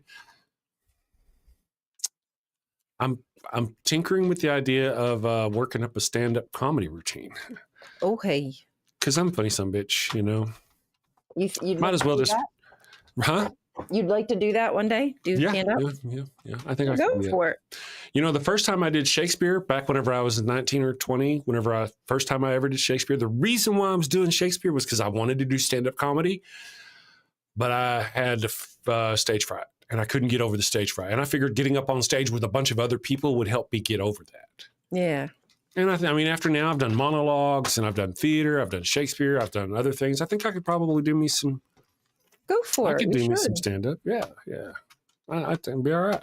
Good morning, KCA Randy. How are you doing? Most of my funny comes off here on the channel just au natural. Just imagine actually sitting down and working out a routine and putting intellectual power behind it. Yeah. Would you be able to memorize? Like, are you good at that? You can do it? Yeah, absolutely. Especially like jokes and stuff. I already do that. I already tell the same fucking jokes over and over again. I could do that. Start writing new jokes, but it would actually be good for you to your acuity and shit like that. And it's stories. It's a story. It's just a funny story to tell. I can tell funny stories. I'm good at telling stories. Raven Lunatic says, if you need a ghostwriter, I'll help you out with a joke or two. I bet you could. I bet you could. But what's it going to cost me? I know. Am I going to hurt? I know. It's no time for romance. Anyway, thank you, Raven, because Raven's a funny son of a bitch. Raven and John are both hilarious. I could see, because John and I think John's a little bit older than me, but I could see going and hanging with John and just having a fucking blast. Especially if I had enough water on board where I could drink. Raven says, Chris is very funny, but looks aren't everything. And that's right. Not. I know. Tema Extema, theoretically. Good morning, theoretically. Thank you for joining us with us at the same time. How's Ryan speaking with Chris and chatting us at the same time? You must be a best multitasker. You are. You're fantastic. No, I don't know that I'm fantastic. I try. You try. Shashir says, why Christians think that Sam Schauman is undefeatable. Does anyone know about Sam Schauman? Schauman? I don't. Schauman. Is he a Christian? I guess he's a Christian thinker or debater or some business. I don't know. Never heard of him. Have you no? Me either. Let's see what time we got there. Awesome sauce. I'm going to, let me see what I want to do here. I want to check our poll real quick for those of you who are here. 10 comments. So we got more comments. Who wants to be a hypocrite? That's a great one. TIMG, who wants to be a hypocrite? I like that. I really did miss the mark on the who wants to be a martyr. I thought about that one. but it was just sapient cephalopod.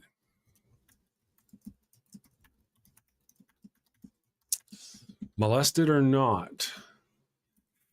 It took me a minute to think, do I want to read that? I know it's like, I'm trying to, there's a game show in there somewhere. Catholic, obviously, game show. Or Southern Baptist. So, let me read this right here. Newest comments. Ooh. Okay. All right. Right-handed Sith has gotten in the game. Says the meekest link.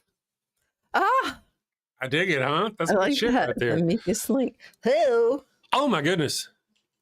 There's Well, Justin. here. Well, hello. God, is that you? Hey, friends. I can't see you, but I can hear you. Okay. You can't see well, us.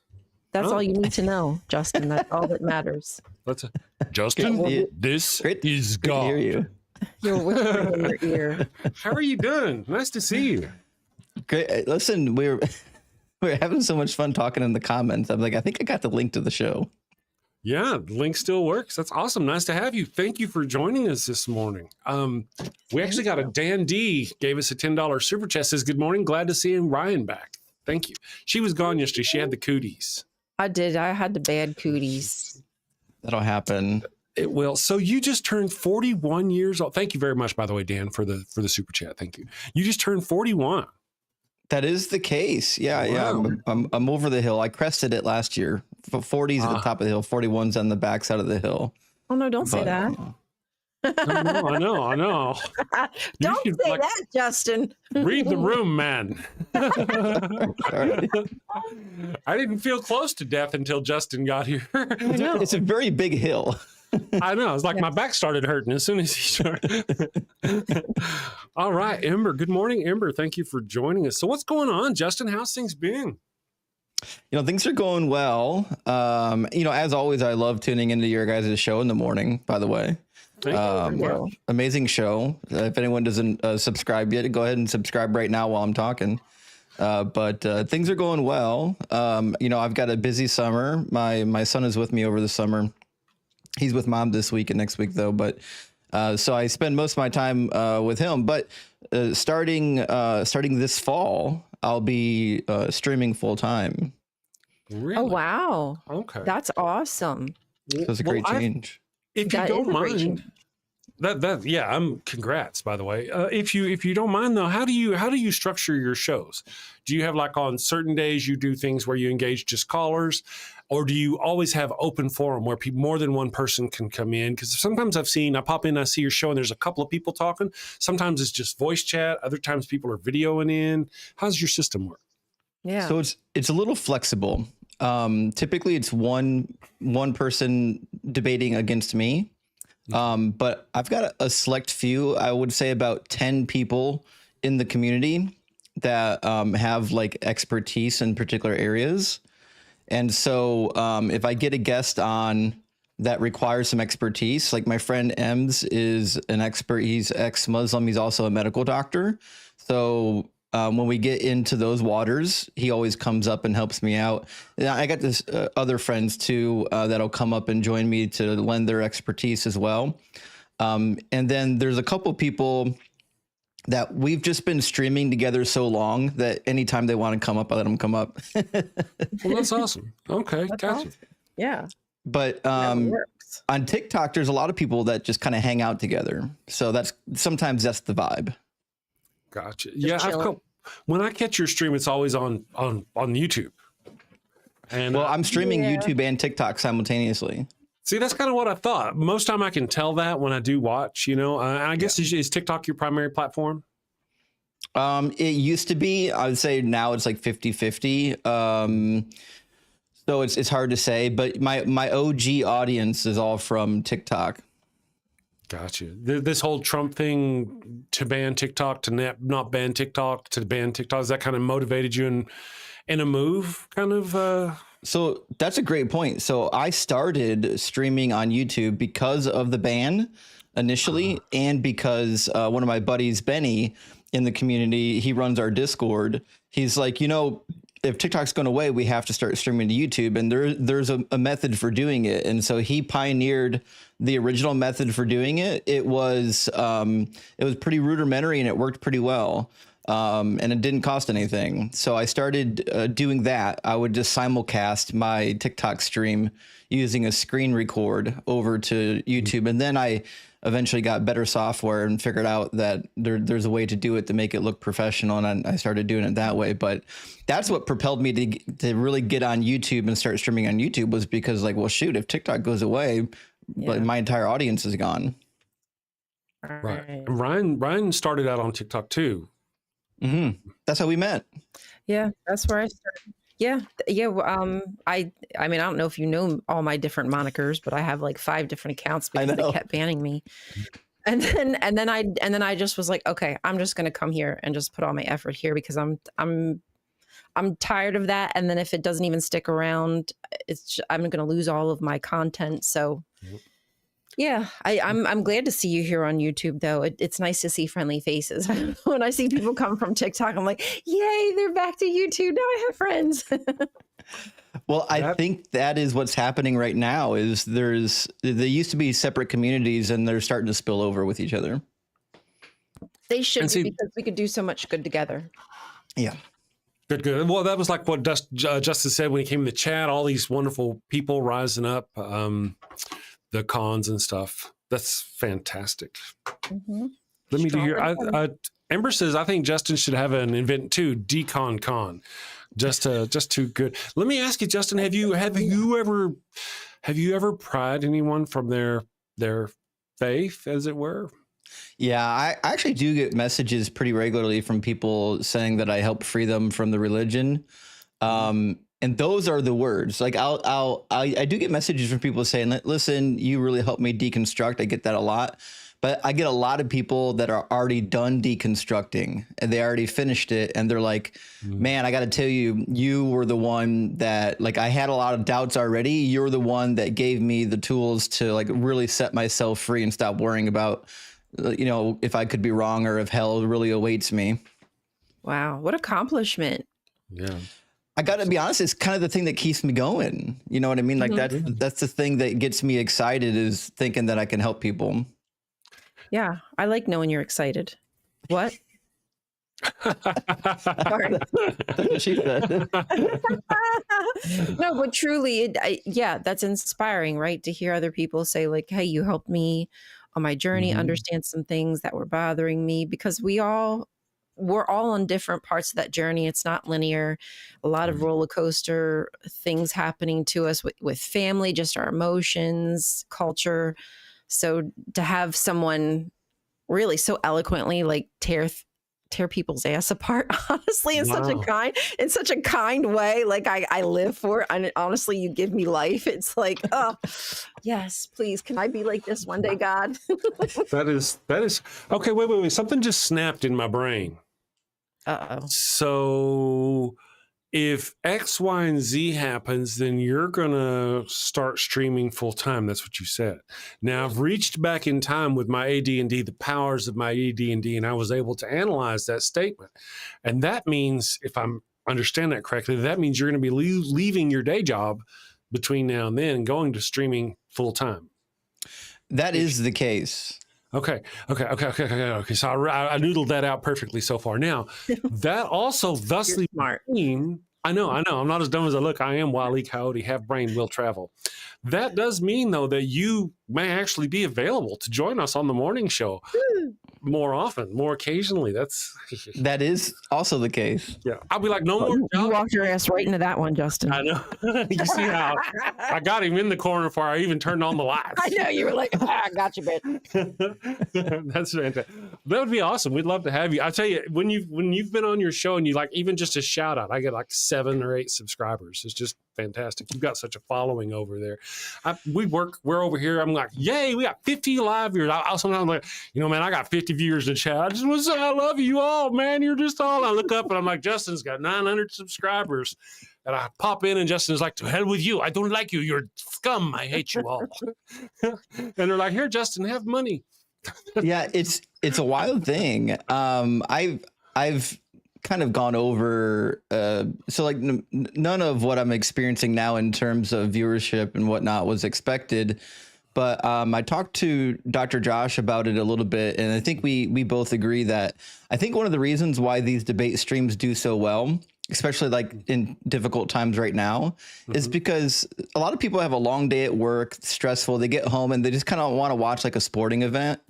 And a debate is kind of like a mental sporting event. Like you get in there, you pick your team, you yell and you shout for your team, and you just kind of check out for a little while. And it's kind of like watching a football game. You know, you got 2 hours where you can just kind of chill out, root for your team, have fun, and then you can turn it off and go do something else. And learn something while you're at it. Hopefully. Yeah. Yeah. Especially little tidbits people pick up all the time. Oh yeah, that's a great in those debates. I mean, watching them, I've learned quite a bit. I've got my own little favorite stories I like to go to, but man, we've actually threatened to start taking calls on the Daily Atheist Morning Show. Oh, you should. Yeah, take a call. Now I've been a little torn. Most places, like your own call show, even you kind of, I don't know about yours. I don't think you do this, but other shows, at least for sure, prioritize Christian callers. And if there's an atheist caller, they'll have them hold because, you know, they want to see the Christian. Well, I've thought about doing a call-in show called the Heathen Hotline, and that would be more for atheists to call in and talk about their experiences. Now, Christians can call in, but the reverse would be we would have them, you know, hold on until we didn't have any atheist callers to share their experiences and the things that are going on in their world. That's one thing. That's not the same, though. That might do some good in certain ways. I don't think that would do as good as an actual debate situation. Well, debates are hot, but I think a heathen hotline could be fun too. If you think about some of the famous radio shows over history, most of them weren't debate shows. They were just like a hotline show. Yeah. And they had regular guests that would call in and whatnot, and they would typically they're topical, but yeah, I mean, I think it would do well. Like anything on YouTube, if you hone your craft and you do it for a long time, eventually you'll build a following. And I think that if you look at some of the niche channels on YouTube and TikTok that do well, you look at it and you're like, how did they ever get 200,000 followers? And you're like, oh, because they've been doing it for 8 years. Yeah. You know, you knew that I started this channel back in 2019, right? And I did the Daily Atheist Morning Show for a year, or no? I knew that you did it for a while, then you paused it. Yeah, I did it for a year. I stopped just in 2020, and I brought it back in August. Had I not, though, how big would my show? You know, it'd be so much bigger. Going, you know? right? Yeah, it would have popped. Oh, COVID really would have helped. Yeah, well, that's kind of the deal. I just didn't pop in time. I was riding through COVID at the time, trying to get it to go. But then by the time it was doing all the work, is lots of work, and then I had to get a job. You know, the money from the YouTube channel just did not make enough to help, and I just kind of had to get a job. Kind of burn out and all that stuff. But now it's, you know, we're doing it. We're working it. It's growing. Thankfully, it's growing. I'm having a lot of fun this time. It's been a lot more fun. It's a blast. And I've been meeting other people, like the apostate sisters. They're so much fun. I've had so much with, you've been interviewed with Patty and Nancy, troublemakers extraordinaire. AJ from Ways to Humans, she's fantastic. We just got such a wonderful community here. Now, how long have you been doing it, Justin? Not that long. You're degreed, right? You have a degree in some theology. Yeah. So my birthday is like August. I'll complete my second year in August. But so my background is in electrical engineering, primarily robotics and automation, and my secondary education, I went to Bible college and a seminary because my goal when I was younger was to plant a church. And when you're planting a church, you kind of have to fend for yourself. Yeah. And my dad was the one who was like, you should complete your first degree and then go to Bible college and seminary. He was the smart one. So that's what I did. And then he never could have expected that going to seminary would finish my deconversion. But oh, poor dad. Is dad upset? Did you disappoint Dad, Justin? He's not around to be upset. Don't worry. Oh, okay. Oh, okay. Oh, sorry, Dad. No, it's sorry, okay. Dad. He didn't have to witness it. Okay. Good. Damn. Shit. Well, so you were raised in that. Was oh shit. What the hell? Where'd you go? I made you small. Uh-oh. You're there. It's me. I did it. Let me do this. Boop. Sorry. Yeah, all of a sudden we had like your ear up on the screen. I know. We had just Justin's ear. There we go. I was screwing with shit for some reason. I don't know why I mess with things. I should stop. There we go. So that's awesome. What made you decide to start doing this though? Actually, I'll tell you what, I had a couple different influences, but I think the big influence that pushed me into doing deconstruction content was I watched the Rhett and Link deconstruction video when it first came out. Rhett and Link. Okay. They do Good Mythical Morning. They've got a couple million followers, and they were like me. They had a very strong Christian background, and they ended up deconstructing, and they did, I think it was their first podcast episode, Ear Biscuits. They talked about it, and a lot of people were upset because they got millions of followers, right? And people lost their minds, and I'm sitting there listening to their deconstruction stories like, yeah, oh, these are all real legitimate problems. Like these are actual problems that don't have good answers to. But everyone was, when it comes to when you have a non-professional like Rhett and Link, what'll end up happening is Rhett and Link will bring up very good points, but the argument always ends with, well, Dr. So-and-so or pastor so-and-so knows more than you because you're just a dude on the internet. So I was like, well, shit, I'm a dude that can be on the internet and I've got credentials and I can back these guys up. Right. I was like, we do need more voices because I know a ton of people that deconstructed in Bible college and seminary, but still finished school, have the credentials, or maybe they were in ministry for 10 years and then dropped out. So I'm like, there's actually a lot of people that are credentialed that agree with Rhett and Link. It's just that they're not on the internet talking about it. Mm-hmm. So I was like, I'm just going to get online and start talking about deconstruction stuff because I was like, I know there's a lot of people like me. Mm-hmm. I just know that most people aren't talking about it. And I think one of the reasons why a lot of people don't talk about it is the same reason why initially I didn't talk about it, because when I deconverted, it was very painful for me. And so I thought to myself, I don't want to create this pain for somebody else. Like, I don't want to be the source of that. But once I got online, because I saw like how vile and dangerous the Christian community could be, I was like, somebody should be talking about it because this is it can be dangerous. And then the more I got online talking about it, the more vile the crowd against me became. And then people started, I would be doing discussions. They'd be justifying baby grape and slavery and everything this way to Sunday. And I was like, oh, I got to change course. I was wrong. We need to eliminate this religion. Maybe I shouldn't be so kind. Maybe I gave too much room, too much wiggle room. Very true. Well, I wasn't ever really that into it myself, into the religion. So whenever I finally came into being an atheist and wanting to help people move away from that, I had a lot of learning to do. And I still do. Oh my goodness, I've got so much learning to do. But you seem to really bring a lot of knowledge to your conversations. I don't guess you got a lot of that, most of that from your education purely, right? I mean, did you sit around debating people before you got your debate thing, or? I've always been really into difficult discussions. But I was never like a debate me bro. Back in the day, I was always in like the chat forums and internet forums talking to people, but I was never really interested in like full on debates. I only started debating because it seemed like when I got on the internet, that's all Christians wanted to do was debate. And so I was like, I mean, if this is really the way you want to do it, we could do it this way. Like, you asked for it, not me. I was like, you're the one that's going to look silly when we do this thing. So, and that's how I ended up being a debate me bro. Gotcha. I love a debate me bro. Well, hey, it works. Christians are so arrogant. They really just think they know everything. They're very confident. They haven't even read the stories. They really don't even realize that there's doublets and triplets and quadruplets and shit. And, and one of the things I've noticed about you on your show is your willingness to go, I think you're lying.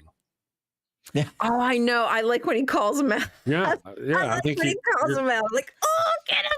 you're either lying or you made that up, or and I think that's cool. That's or disingenuous, whatever it is. So I think everybody has like some kind of a superpower in terms of how they're wired. I think the only superpower I could ever lay claim to is I've got a pretty good photographic memory. And because I have to memorize stuff all my life, like even as an engineer, I've got to memorize mountains of codes for my designs, right? So like I've read so much of the Bible and like when somebody says the Bible says something, like if it's in there, I know it's in there. Very rarely does somebody mention something in the Bible that I haven't heard. So when somebody says something crazy, like the Bible says X, Y, or Z, like I just know because the way my brain is wired, if it's in there or not. But like the crazy thing is that doesn't extend to every area of my life. Like there's lots of books I've read. I don't remember a damn thing in the book, but I remember what's in the Bible because it was important to me, right? It was like my life depended on it, right? So my brain, like I still can tell you, like if I'm reading a particular passage, I could remember where on the page it was the first time I read it. My brain can envision the image the moment I read it. Oh, you're smart. Yeah. Well, it sounds like he doesn't have the lack of focus issues that we usually when I'm trying to read a paragraph, I can vaguely remember what paragraph I'm on. I'll be partway through the paragraph and I'll be thinking, what about that car I saw the other day? That was a really pretty color, I know my brain's just trauma. I know. That's why I'm just so eager to get these ADD medicine. I'm going to be so smart. I'm going to be just like a super genius. My head's going to be all big like this. There's going to be veins. Like it's gonna be like the summer of Chris. Yes. Well, yes. We'll be. We're Rion and the brain. We're Rion and the brain. I probably won't be the brain, but so do you have an eidetic? Is that how you called it? How do you say that word? Eidetic memory. I don't know. So, for example, I think there are people who truly do have photographic brains, like photographic memories.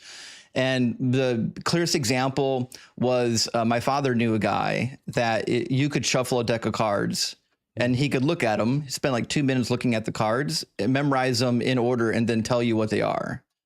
So like those people do exist and they're altogether different from what I can do. Right. I'm just weird in that, like, as I'm reading or studying something, I can visualize, like the image gets stuck in my brain. So I just kind of remember the image because I'm such a photographic mental person. If you tell me something, I forget it 5 minutes later. If you tell me there's a meeting at 2 p.m., I won't be there. You got to call me 5 minutes before, let me know. Really? So I don't have that kind of a photographic memory where I could just look at something and then like memorize the sequence. I just kind of really good at grabbing onto images and storing that image into my brain. Awesome. I used to have a pretty good memory until I turned it into Swiss cheese with marijuana.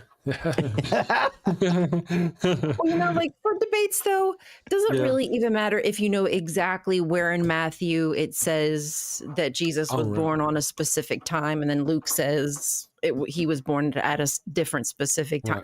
Right. No, as long as I can say, well, Matthew, it says that he was born, after, before, and then during Herod's time, and then Luke says no, he was born during Quirinius.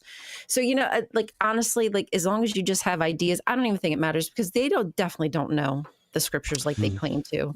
Such a good point. They don't. Right. Thank you, Raven Lunatic, for the $5 super chat. He says, knock, knock. Who's there? Mike. Mike who? Mike Litterus. We found you. I don't have one. But I know where they're hidden. Look at her. She's getting after it. All right. I'm going to go ahead and wrap up our show, read our super chats and whatnot. Let me do that real quick. Thank you, Justin, for popping in. You got that so much fun link anytime you want to pop in. And when do you let me know whenever your show happens, and I'll pop in and try not to embarrass myself with my ignorance. I'll email you. No, we want you to embarrass yourself. All you need is a green screen. It looks like you already got one. Got it. Yep, I got it. I'm all hooked up. Raven Lunatic for $5 says, maybe not a game show, but a good party game. Instead of pin the tail on the donkey, pin the Jesus on the cross. I don't know if you knew what our topic of the day was, Justin. It's funny Christian game show titles. Exorcist Got Talent, Wheel of Misfortune, Are You Holier Than a Fifth Grader, or The Price is Righteousness. Those were the options. Other people have given some. So Raven Lunatic for $5 says, a Christian show where you find out about your forebears using Ancestry.com. Spoiler alert, every episode ends up back at Adam and Eve. That's interesting. There is, yeah, that would be good. That's the Christian version of the Ancestry.com then, wouldn't it be Ancestry.com? Yeah, that'd be about right. Cryptic Peptide for $5 says, guess the strain, Burning Bush edition. Raven Lunatic, thank you for the $5 super chat. Raven Lunatic said, the worst part of masturbating is closing the other 6 tabs of porn I didn't even get to and realizing I'm too ambitious for my own good. You're just a quick finisher is all. That's okay. Don't waste energy and effort. Gives you time to go do other things. And then this other one, Deconstruction Zone, gave $5 and said, 2 nuns cycling down a cobble street on a bicycle. The first one says, I've never come this way before. The second one replies, must be the cobbles. That's right. That's why I go that way. Just saying. And Raven Lunatic for, what's that? Take the long way home. Yes, by the river. Hey, Justin, have you seen any of the Handmaid's Tale? The Handmaid's Tale? I did. I think I've seen now the entire first season and part of the second season. And then I kind of took a pause because things got busy because of the summertime. But in the fall, I'm going to get around to finishing it. Gotcha. Okay. So you're familiar with some of the things that we've been talking about. Some of the things that we've been seeing. We have Rion does Theocracy Watch every day, and she talks about where these Christian nationalists are pushing their religion on us. And I love it. Some of that is eerie. The similarities. Dan D for $10 said, good morning. Glad to see Ryan back. Thank you for that. Raven Lunatic said, my girlfriend told me she would never masturbate while on her period, but I caught her red-handed. Thank you for the $5 super chat. Raven Lunatic said, game show, Eternal Hell's Kitchen. I think they already have that on there. Have you seen the Hell's Kitchen? Some of those are really nasty. Oh my goodness. That's a binge watch right there. I could watch them. And then finally, Raven Lunatic for $5 says, knock, knock. Who's there? Mike. Mike who? Mike Litterus. We should all have one. It is. Thank you very much. Thank you, Justin, for joining us today. You got that link. And, I'll try to send you an updated link, though, to where maybe you'll be able to see us in the future. Because we're pretty. We are pretty. I mean, Ryan is. Yes. Thanks, Justin. I know. There you go. Thank you, Justin. You'll be getting a call from the HR department. Chris is handsome, but Ryan's pretty. That's right. There you go. Leslie, thank you very much. What a nice guest. We just got some sex. Flatters us. From Deviant Outcast, just gave us 50 sex. Says, because I want it on the record, who's your daddy? Lot edition. Oh, that's a good one. Ooh. Yes, who's your daddy? Lot edition. Who's your daddy? Who's your granddaddy? I guess that's a tough one right there.